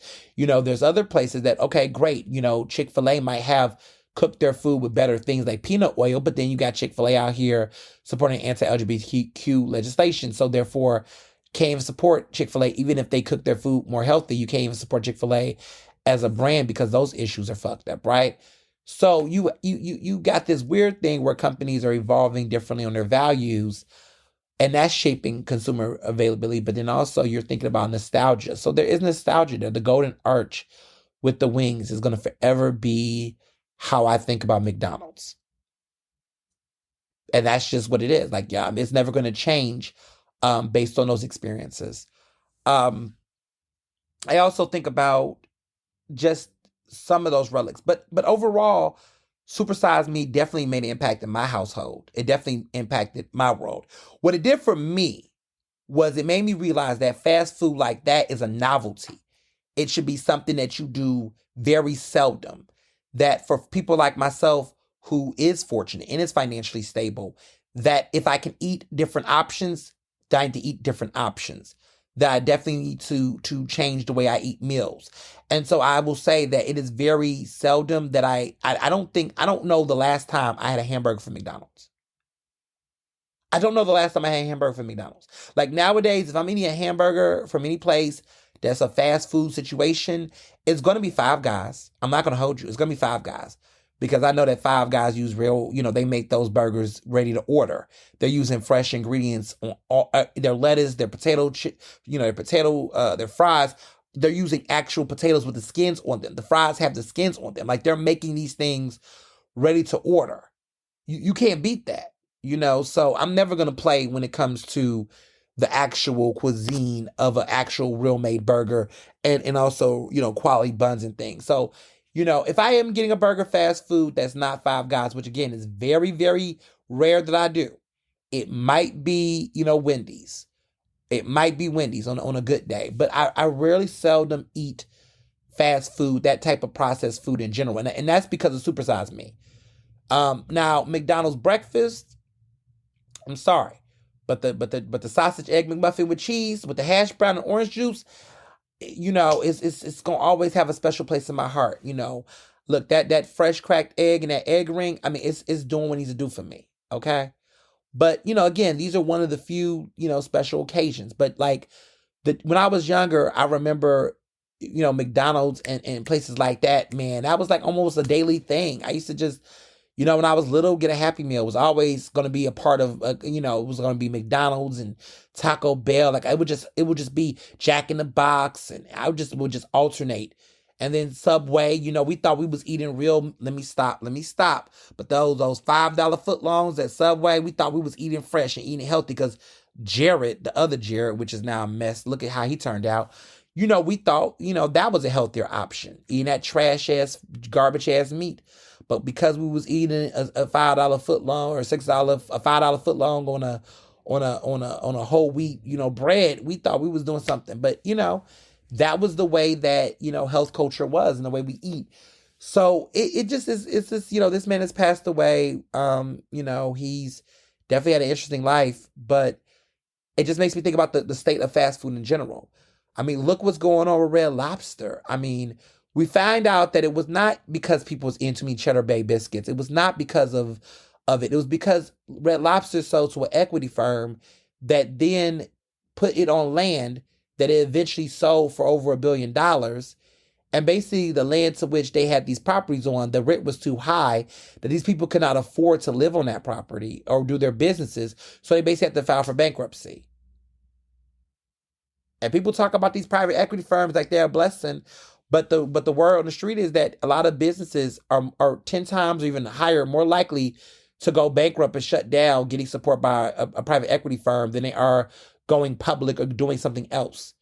And so it's interesting that, a lot of people want to talk about equity and do this stock market stuff. But it looked like, businesses that often get involved with groups like that actually find themselves in dire straits, much sooner than if they do it the natural way. Which is some food for thought for me, because I would have never imagined that, a situation like that would happen, especially with a brand as iconic and as known as Red Lobster. But, I was telling my good friend, me and Abel was catching up, and we just had a good conversation. I said to him, the industry is just changing at a crazy pace, because I just want to take y'all back that about roughly 20 years ago, okay? Roughly 20 years ago, there was a long line midnight, okay?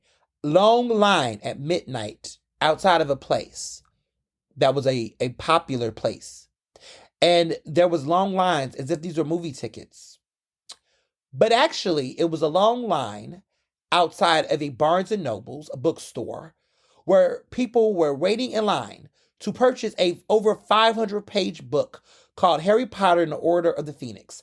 And I was in that long line, and there was a niche little cafe that was connected to that Barnes & Noble's, and it was called Starbucks. And people were losing their minds late at night to buy a 500-page book at a bookstore and buy frappuccinos and nice little scones from a place called Starbucks. Today, in 2024, nobody is buying waiting in long lines to buy books that are over a page of 500 pages. Hell, they probably want to wait in long lines to buy a book over 200 pages. No one is going to Barnes & Nobles like they used to.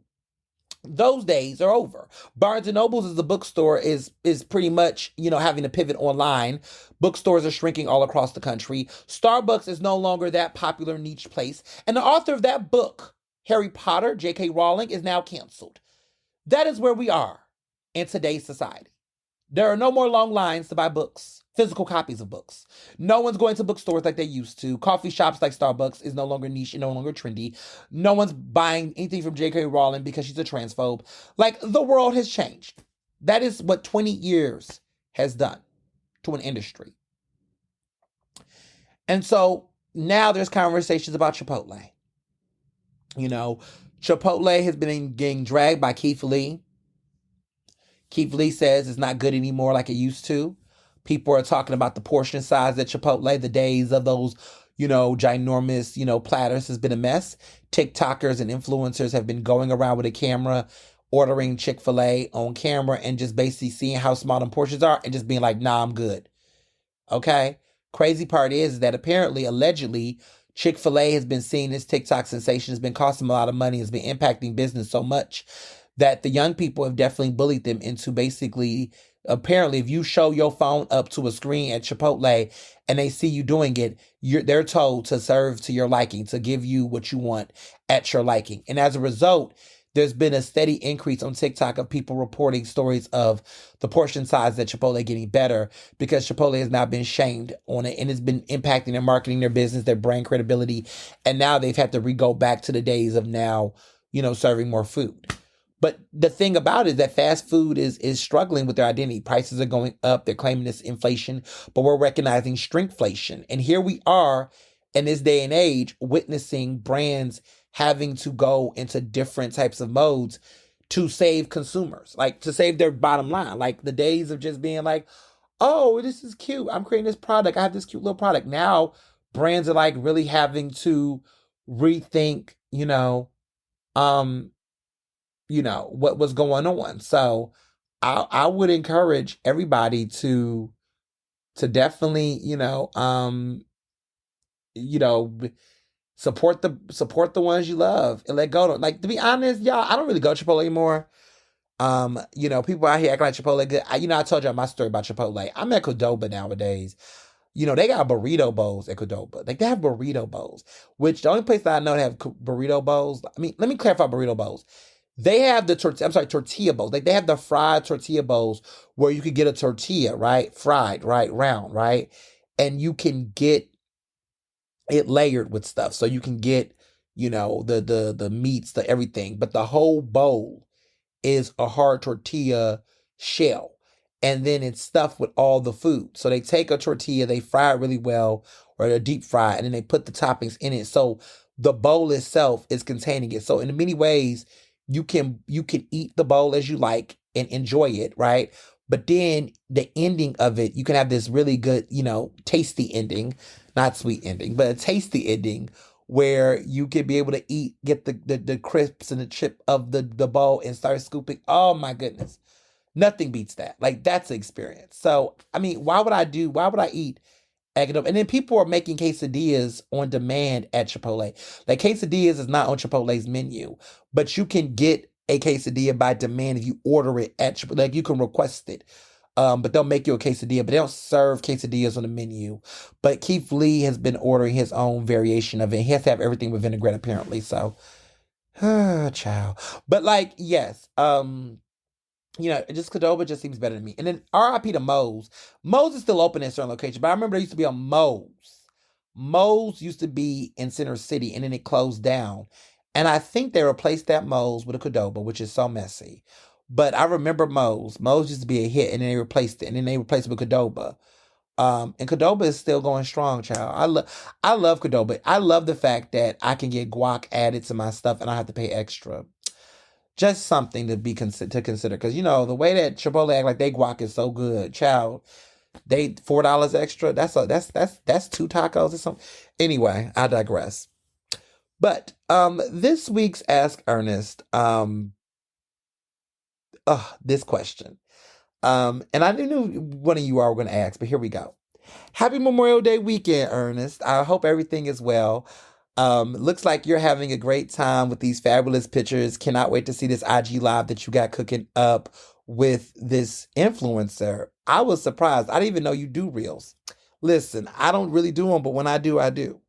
Um, but I had this quick question. I know you just recently joined the Divine Nine as a member of Alpha Phi Alpha.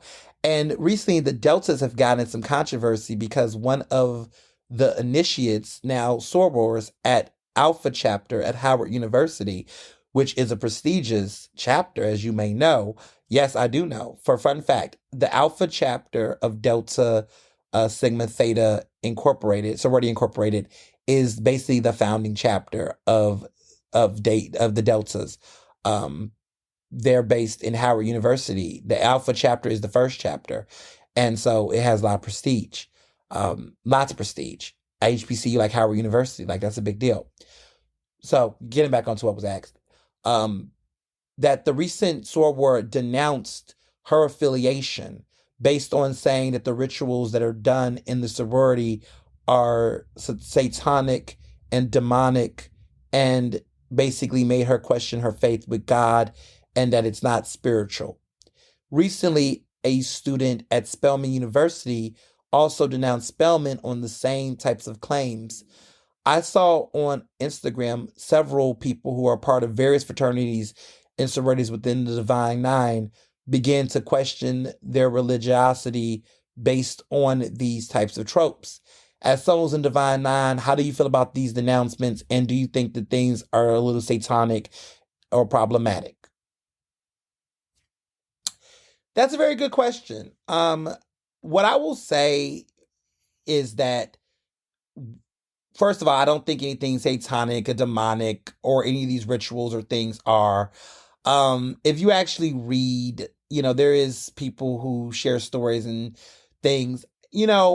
Every group has rituals and have things they specifically do to honor and to uphold their, gathering, whether it's, a person celebrating Kwanzaa, whether it's a person celebrating whatever, right? None of these things are, just because they are a ritual and you may not like it or agree with it, doesn't mean it's demonic or satanic, or doesn't mean it has anything to do with worshiping something or anything. It's none of that. I think what happens with a lot of young people specifically is that young people are naturally immature, right? They're individuals who, they look at stuff, they read stuff on the internet, they follow things, they make conspiracy theories, they're quick to be naive. That's a real thing. Sometimes people just want attention. Sometimes the thing that a person is publicly saying they're denouncing because of this could be driven by other reasons that isn't that. And so I think it's interesting, like, what's the need to, like, if you're done with an organization, let's say that you decide to be part of, which is interesting because the young lady that's from, that's a Delta, she crossed around the same time I did. So she's a Neo. She would be a Neo. You're new to this organization that you're being a part of. You decided to be a part of a process and learn the sisterhood, to join this group for several months. You spent, a great investment to join and be a part. And you're saying that throughout this entire time, you decided, you thought that your faith was in question because of what? That just seems to be a little bit of BS to me. Mind you, the organization, the sorority in question is looking at legal matters based on it, because it is a lot of defaming things being said. And it's just like, to not practice discretion, but to also share things and then interpret them in such a way. It's like, is that the way, or is that your interpretation? So I just think, to a certain extent, when people do things like that, it's just like just asking for attention. Maybe she's upset for various other reasons. Did Faith fuck your man? Like, is it one of those situations? Did you date somebody, or did you not like the group of girls that you're with, and so you decided to break up with them, but then also you decided to wreak havoc and do something that is of stunt? I just think this has gotten played out. For so many years, there's been people who have played into the whole, this is demonic, against my faith. It's like, there's nothing demonic or against your faith. And what's even crazy is that when you think about Black-led organizations, there's always these very, like, anti-Black tropes. And it feels as if are people being paid to be infiltrators in groups, specifically Black institutions, because now it's not even about sororities. You even have, like, who denounces their college based on this idea of their faith? What's ironic to me is that the fact that people try to make it seem like joining a fraternity or like Alpha in these groups, like being a part of a cult, or just framing it like this idea of like, oh, you're sacrificing your faith, is really hilarious to me, because the irony is that Alpha's principles is rooted specifically in Christian faith, which means that every time we do an event, we do a prayer. There's always a prayer. There's always an invocation or some sort, or benediction, or whatever you call it. There's often a long line of clergy that are members of these fraternities, like the Reverend Dr. Martin Luther King Jr., the Reverend William Barber of the People's Church. Like, these individuals who are or who are currently and was ordained ministers all went through Alpha. You talk about Mark Tyler Perry, who is at AME, Mother Bethel AME, a respected clergy member, but also a member of Alpha. You have people, and what's interesting about our fraternity too is we have a chaplain. Like, we really have a chaplain that does our prayer before and the end of our meetings. I would say we're very much more religious in some value and some strengths than, other institutions and groups. So I just think it's interesting that people go that route. To me, if you want to denounce an organization, how come, if like even Spellman, like the whole idea of like, oh, she's denouncing these rituals, like, get out of here. If you're upset or you just want attention, you want to become an influencer, or you're bitter about something that happened at the institution, say that. But like, there's other ways to denounce a school. Like, I just think it's weird when people start saying, I'm going to denounce school. So what, you going to give your degree back? Like, what are you going to do? Like, if you want to denounce going to the University of Pennsylvania because you don't like the way that they support, potential organizations or fossil fuels, that would make more sense. But it's funny how no one's denouncing these organizations for, hey, I'm going to denounce them for homophobia or violence or rape culture, or denounce them for, some type of injustice or something, or colorism, or whatever the case might be. It's interesting what people are choosing to speak up for and what kind of injustices. And so I just feel like this is a stunt. I feel like there are just people who are just pressed for attention, hurt by something, and want to do something. And then what's crazy is that years from now, you'll find that the people that are saying these things eventually will find you'll be surprised what type of groups they affiliate themselves with, or what organizations they find themselves joining forces with, and how interesting that plays out. But stuff like this happens all the time. People go on what I call a denouncing streak. Well, I denounce the cap. I denounce the bullshit. I denounce the cap. Like, I denounce that. That's how I feel about denouncing things. I just feel like if you're no longer a part of an organization like that, you know why you didn't do it privately? Because no one would care. The only people that would care are the people that's not a part, that feel like, oh, you want attention. I've just always been the person that if I wasn't a part of an organization that did not publicly, oust me publicly, like, I'm not making a big on fuss to let people know, like, okay, it didn't work for you. You didn't like it. Now you leave. Oh, but without leaving, you're lying without leaving. Interesting. Very telling. But it's always, as someone who's been observing it from afar and even close by, it's very telling. It's just very telling. So this week in movies, there hasn't been too many movies going on. There is the Cannes Film Festival, which everyone's talking about the Oscar bait around that. I'm looking forward to the Cannes Film Festival. Just the movies I'm hearing. I'm hearing some movies that might get Oscar, that's given Oscar bait. I know it feels like the Oscars were just yesterday, but we are officially in new movie season, fall preview. There's going to be this upcoming Donald Trump, biopic of a film called The Princess. And that's coming out. And that's apparently about to be good. Sebastian Bond, Stan is playing Trump, looking into his earlier years of when he became a killer and how he was competitive, and killer as in, he grew up, his father, Fred Trump, taught them that there were killers, and killers meant people who were survival of, social Darwinism per se, survival of the fittest, killers, in the world, and losers and winners. And that was the world that Trump grew up under, that there was winners and losers. And so treating to win, no one cared, but you will be a winner, you'll be a killer. And that's what Trump was raised to be. And so it explores that. And it might be coming out before election. So that's very telling. But no, there's a lot of interesting films. There's also been a lot of drama. Kelly Rowland was having a situation with a security guard. Another actress who was not Black had another issue with this same security guard on the red carpet. And people have been telling their stories about feeling like they've been aggressively handled or mishandled by a lot of these securities at cons. So there's been some drama. There's been a fight apparently involving Travis Scott and Tyga, who both, at one point in time dated Kylie Jenner. But there was some scuffle at a party. I'm just like, rich people shit. What is this? Give it Love and Hip Hop Con, like the Con Film Festival is happening and this is what's happening. Just too much. But yes, it's seems like Hollywood is Hollywooding, and it's going to be interesting. So I'm keeping my eyes on that. Movies have been chill. No big Memorial Day blockbusters. I haven't been really rattled by movies this year. But the summer is coming, and that's when I feel like the big hit films are going to come. The only thing that's really been really good, I said, was The Fall Guy. The Idea of You, but not in movie theaters. Like movies that are in movie theaters. I'm thinking like The Fall Guy was pretty decent.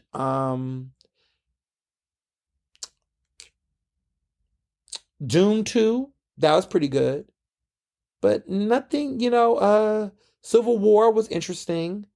Curious to see how that plays out in award season. But it's been, a couple of films, but not too many. It's been a slow summer. Well, not slow summer. I feel like winter is going to pick up. Like The Lion King, Mufasa, Mufasa's prequel. That seems like it's going to be good. We'll see. Now with music, there's a lot of things going on in music. Billie Eilish's debut album, her new album is going to be debuting at number 2 on the Billboard charts. A lot of people are talking about it. A lot of people feel some type of way. I have been pretty, people have been saying it's been nasty. It's been nasty work from Taylor Swift. Billie Eilish's new, it's hard to get concert tickets to her new show. It's like sold out everywhere. But, Hit Me Hard and Soft has been an incredible rush. But people are saying they're feuding. They're saying Billie Eilish, Taylor Swift are racing for number ones. It looks like Taylor Swift is going to get it, it seems like. Because Taylor Swift's new album is still going. But there's speculation, there's a feud because Taylor Swift, released a remix of her song Fortnite. She also, Taylor Swift posted a new, Billie Eilish also posted a new remix of a single on her track.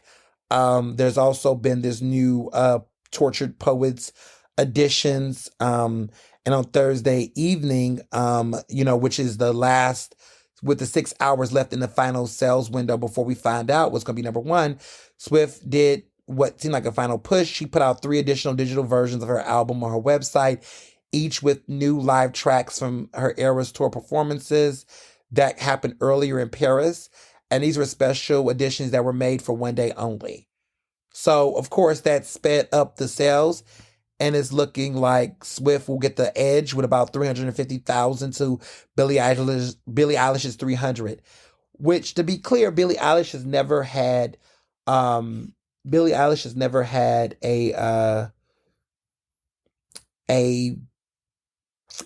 album that's going number 1 or debuted at number 1. So people thought this could be it. But what we are hearing, though, is that in spite of all of that with Taylor Swift competition, this is the highest debut of her album. So this is Billie Eilish's 3rd album, and she is doing better than, this has sold more than her last album, and her last album sold better than her first album. And so this is good. This means that in spite of competition and everything else, Billie Eilish's popularity continues to do better than previously. Like, she's continuing to do a well-performing album. And I don't think, and even though it may not debut at number one this week. It could potentially go number one the next week, the following week, even though Taylor has blocked it. But there's some beef between the Swifties and the Billie Eilish fans because people feel like Taylor Swift is being petty by doing all of this. I kind of come from the mindset of, I used to feel that way. I mean, I could see arguments on both sides, but I also kind of feel like, look, if the fans are committed, the fans are the fans. And I guess the argument that Billie Eilish or Taylor Swift trying to make to Billie is that in this pop girl battle, people have often tried to question who could stand up to Taylor. It looks like nobody can. It looks like Taylor is having her throne right now. But people are also adding that maybe, Taylor Swift is giving her fans a lot, and maybe this time around is too much. And it seems like there could be some fatigue. I think the fatigue is coming. I don't think we're finally there yet, but I do think we have hit the peak of Taylor Swift. I do think that Taylor Swift is doing what I call her Drake. She has hit a certain level, a certain peak in her career musically. And I think at this point, she is squeezing it for what it's got, because after this era, if I'm a betting man, I think that Taylor Swift is going to take a break. I think after this album, Taylor Swift is going to take a break. I think after this tour, she's going to take a break. I think all of this, she's putting everything in this because she's going to take a nice little break. And we're not going to hear from her for a couple years. Because I think at this point, the fatigue is going to set. And at this point, she's at her highest of highs. But once she begins to taper down, it's going to be a taper down. Like, I feel like this year alone, I'm thinking about it, like, she's got to drop Reputation. And after she drops Reputation this year, that's going to be it. I think she's going to do, release these final albums, and she's going to take a little break. Because it has been a lot of overkill. It has been a lot of overkill. And I think she's going to hit that point where even she's going to be tired. She's got to be tired. I mean, it's only so much songwriting you can do about these type of topics before it just feels like it's getting like extremely played out. So I do think she's going to hit that place. I think the same thing with Drake. I think Drake has gotten to the point where he's peaked, and now we're seeing the Ebola, like it's like a Ebola, like it's like we're seeing that increase. Now we're seeing, a height, but it's still going to taper down at this point. So that's normal. A lot of pop stars go through that. I think Billie Eilish is going upward. She seems like her career is going upward, and I think Taylor Swift has started it's reached that peak and it's starting to temper down now. So only time will tell, though. Only time will tell.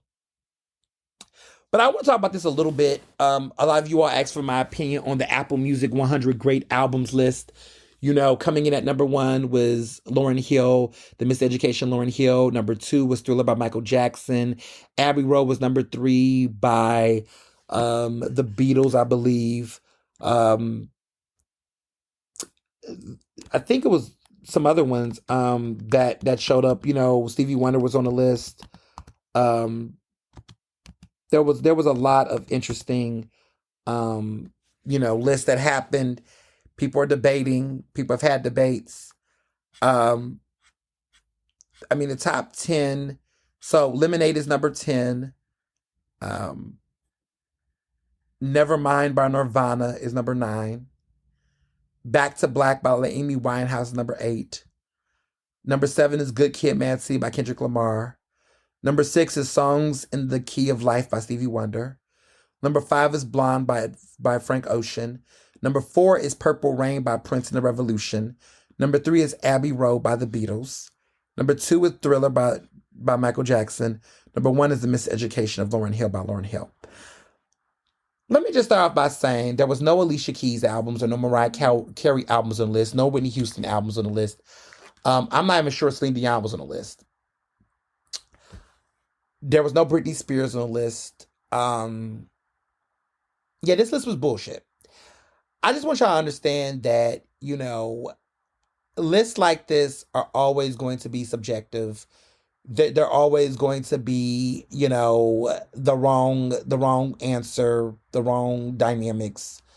Just going to be a lot of hodgepodge. Every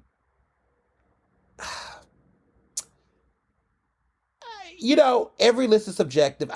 People always get mad about these lists. As a person who make lists on a regular basis, they're subjective, they're whatever. Quite frankly, this list is bullshit. They had Confessions in the 90s. The Usher's Confession album Like, where's the love for hip hop? Like, the Usher's Confession. Like, there's no Brandy on this list. Like, Brandy should have at least one album on this list. Usher's album should not be in the 90s. She should actually be in the 20s. I mean, the impact it had, the cultural impact is ridiculous. Blonde by Frank Ocean be number 5. Apple Music, stop being biased. The album was only released on Apple, so you're being biased. Like, Blonde does not even belong in the top 20, child. Like, to be honest, I would argue that Channel Orange should replace Blonde on the list at all. But, like, I digress. You know, Thriller, honestly, Miseducation Lauryn Hill being number 1 is kind of like, I would have put it in the top 10 for sure, but like I definitely would have put Thriller at number 1. I think, songs in the Key of Life could have been number 2 for me. I would have put that number 2. Abbey Road by the Beatles, number 3. I don't mind that. It's the Beatles, and that's an iconic album. Some people think other albums should be there. I'm okay with Prince, The Revolution being at number 4. Blonde being number 5, Ciao Bye. I would have definitely put, I would have put, at number 5, I would have put, Fleetwood Mac at number, I would have put Tapestries. I would have put that at number 5, actually. I think as a cultural iconic album. Where is Blue? Like, the Blue album by Joni Mitchell. I would have actually put Joni... I would have probably put Blue at number 5. I would put, Fleetwood Mac at number 6. And I would put Blue by Joni Mitchell at number 6. I would have put, Amy Winehouse, Back to Black. I would have probably put that in the top 20. I would have put that at number 8. I would have probably put Adele's album, like Adele's album 21, I would have put at number 8. Nevermind by Nirvana. I'm okay with that. Nirvana's album is iconic. Lemonade at number 10. That's fine. I don't mind Lemonade being there. I think, honestly, if to be biased, I would have put Renaissance there, but I understand that Lemonade had a more cultural impact for various reasons. It's debatable. Renaissance have just came out, so I get that. You don't want to put a super new album on there. I get that. But Lemonade being number 10 is fine with me. Number 7 being Good Kid, Mad City by Kendrick Lamar. I don't know. I don't think that's his best album. I would have probably put Damn at number 7. I want to post surprise people. I don't know. That top 10 list is a little interesting to me. But yeah, those are my takes. Emancipation of Mimi should have been on that damn list. I don't know how it was not anywhere on the list at all, on the 100 list. Like, Oops, I Did It Again is an iconic pop album. Like, what are you talking about? Like what? I just don't understand. Brandy's debut album, or Almost Doesn't Count, should have been on there. Again, what are we doing here? But again, this is why diversity matters. That's just all I'm going to say. We're reminded why diversity matters in music. So the Abbott Elementary season finale. If you have not watched the season finale, I don't care. This is like real Abbott fans would have known this already. Y'all, the kiss that we've been waiting for. Finally. See, the season 3 finale was probably one of the best episodes ever. I always say this about Abbott, but Abbott this season was phenomenal. I know The Bear is coming very soon. I can't wait to see The Bear next month. But, with the Emmys, I really hope that Abbott gets to continue to win something. The Bear is just, everyone loves The Bear. And The Bear is coming out at a time where it'll be perfect for Emmy season because then they want to forget about Abbott. But I just can't stop forgetting about Abbott. I still stand for Abbott. I still love that show. Oh my goodness, that show was so good. I just really wanted to do well at the Emmys and do well. This season was phenomenal. And I'm just so happy that we finally got to witness the kiss, because that was just so iconic. Just been waiting for that. But yeah, such a good show. Of course I've been watching Baddies Caribbean. I don't want to tell, but this is what I've been waiting for. They're on the island. They're not tearing up, they're hitting it on the sand. They're getting it in. They're staying on business. The Philly people. I mean, there's 2 Philly stars this season. There's 2 girls from Philly on the show, and they're bringing the life. They're bringing the drama. They're bringing the energy, and I'm so here for it. And also, speaking of energy, the first ever Martha's Vineyard Summer House reunion. They did the reunion. It is fierce. Very interesting seeing them in reunion mode. It's a little bit more tame, but still juicy compared to other Bravo reunion shows. They're definitely, you could tell they're trying to get in their element and figure out their flow. But they definitely was bringing the drama, bringing the passion this to go around. I really love what I was seeing. Very, very strong. Just a very, very strong season. Was really feeling it. So, kudos to Bravo for giving us Martha's House, Summer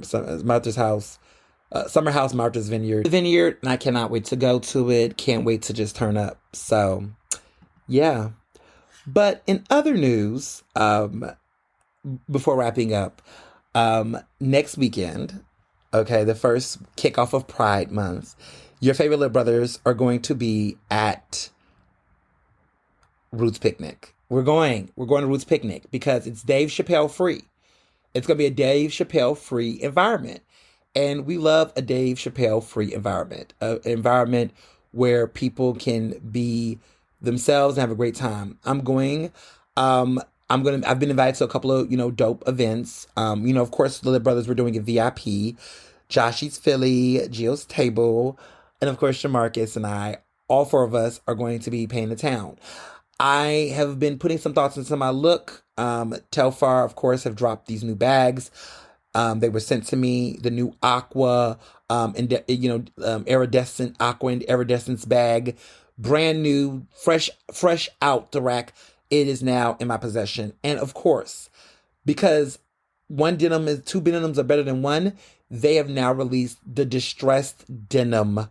Okay, the distressed denim Telfar. So all of you all who've been seeing my denim on denim looks, well, you're going to be seeing me in distressed, ripped denim. They have the distressed Telfar bag in distressed denim version. So I will be rocking both of those bags this weekend at the Roots Picnic. Looking forward to some great sponsor gatherings, tastings, all that good stuff. I am going to be in for a good time. I cannot wait. So, if you're out there and about, if you see me, holla at me. I'm not performing or anything. They ain't got me up there doing a live stage. But, I'm in the building. I'm with my crew. Look how things can evolve through time when people get their shit together. So, I'm looking forward to that as well. And as always, be well and be best. Ernestly Speaking is recorded in Philadelphia, Pennsylvania, and can be found on Apple Podcasts, Google Podcasts. To stay up to date with the latest on the show, follow me on Facebook, Twitter, and Instagram at Mr. Ernest Owens. Use the hashtag Ernestly Speaking to tell me what you thought about this episode, and check out my website at ernestowens.com.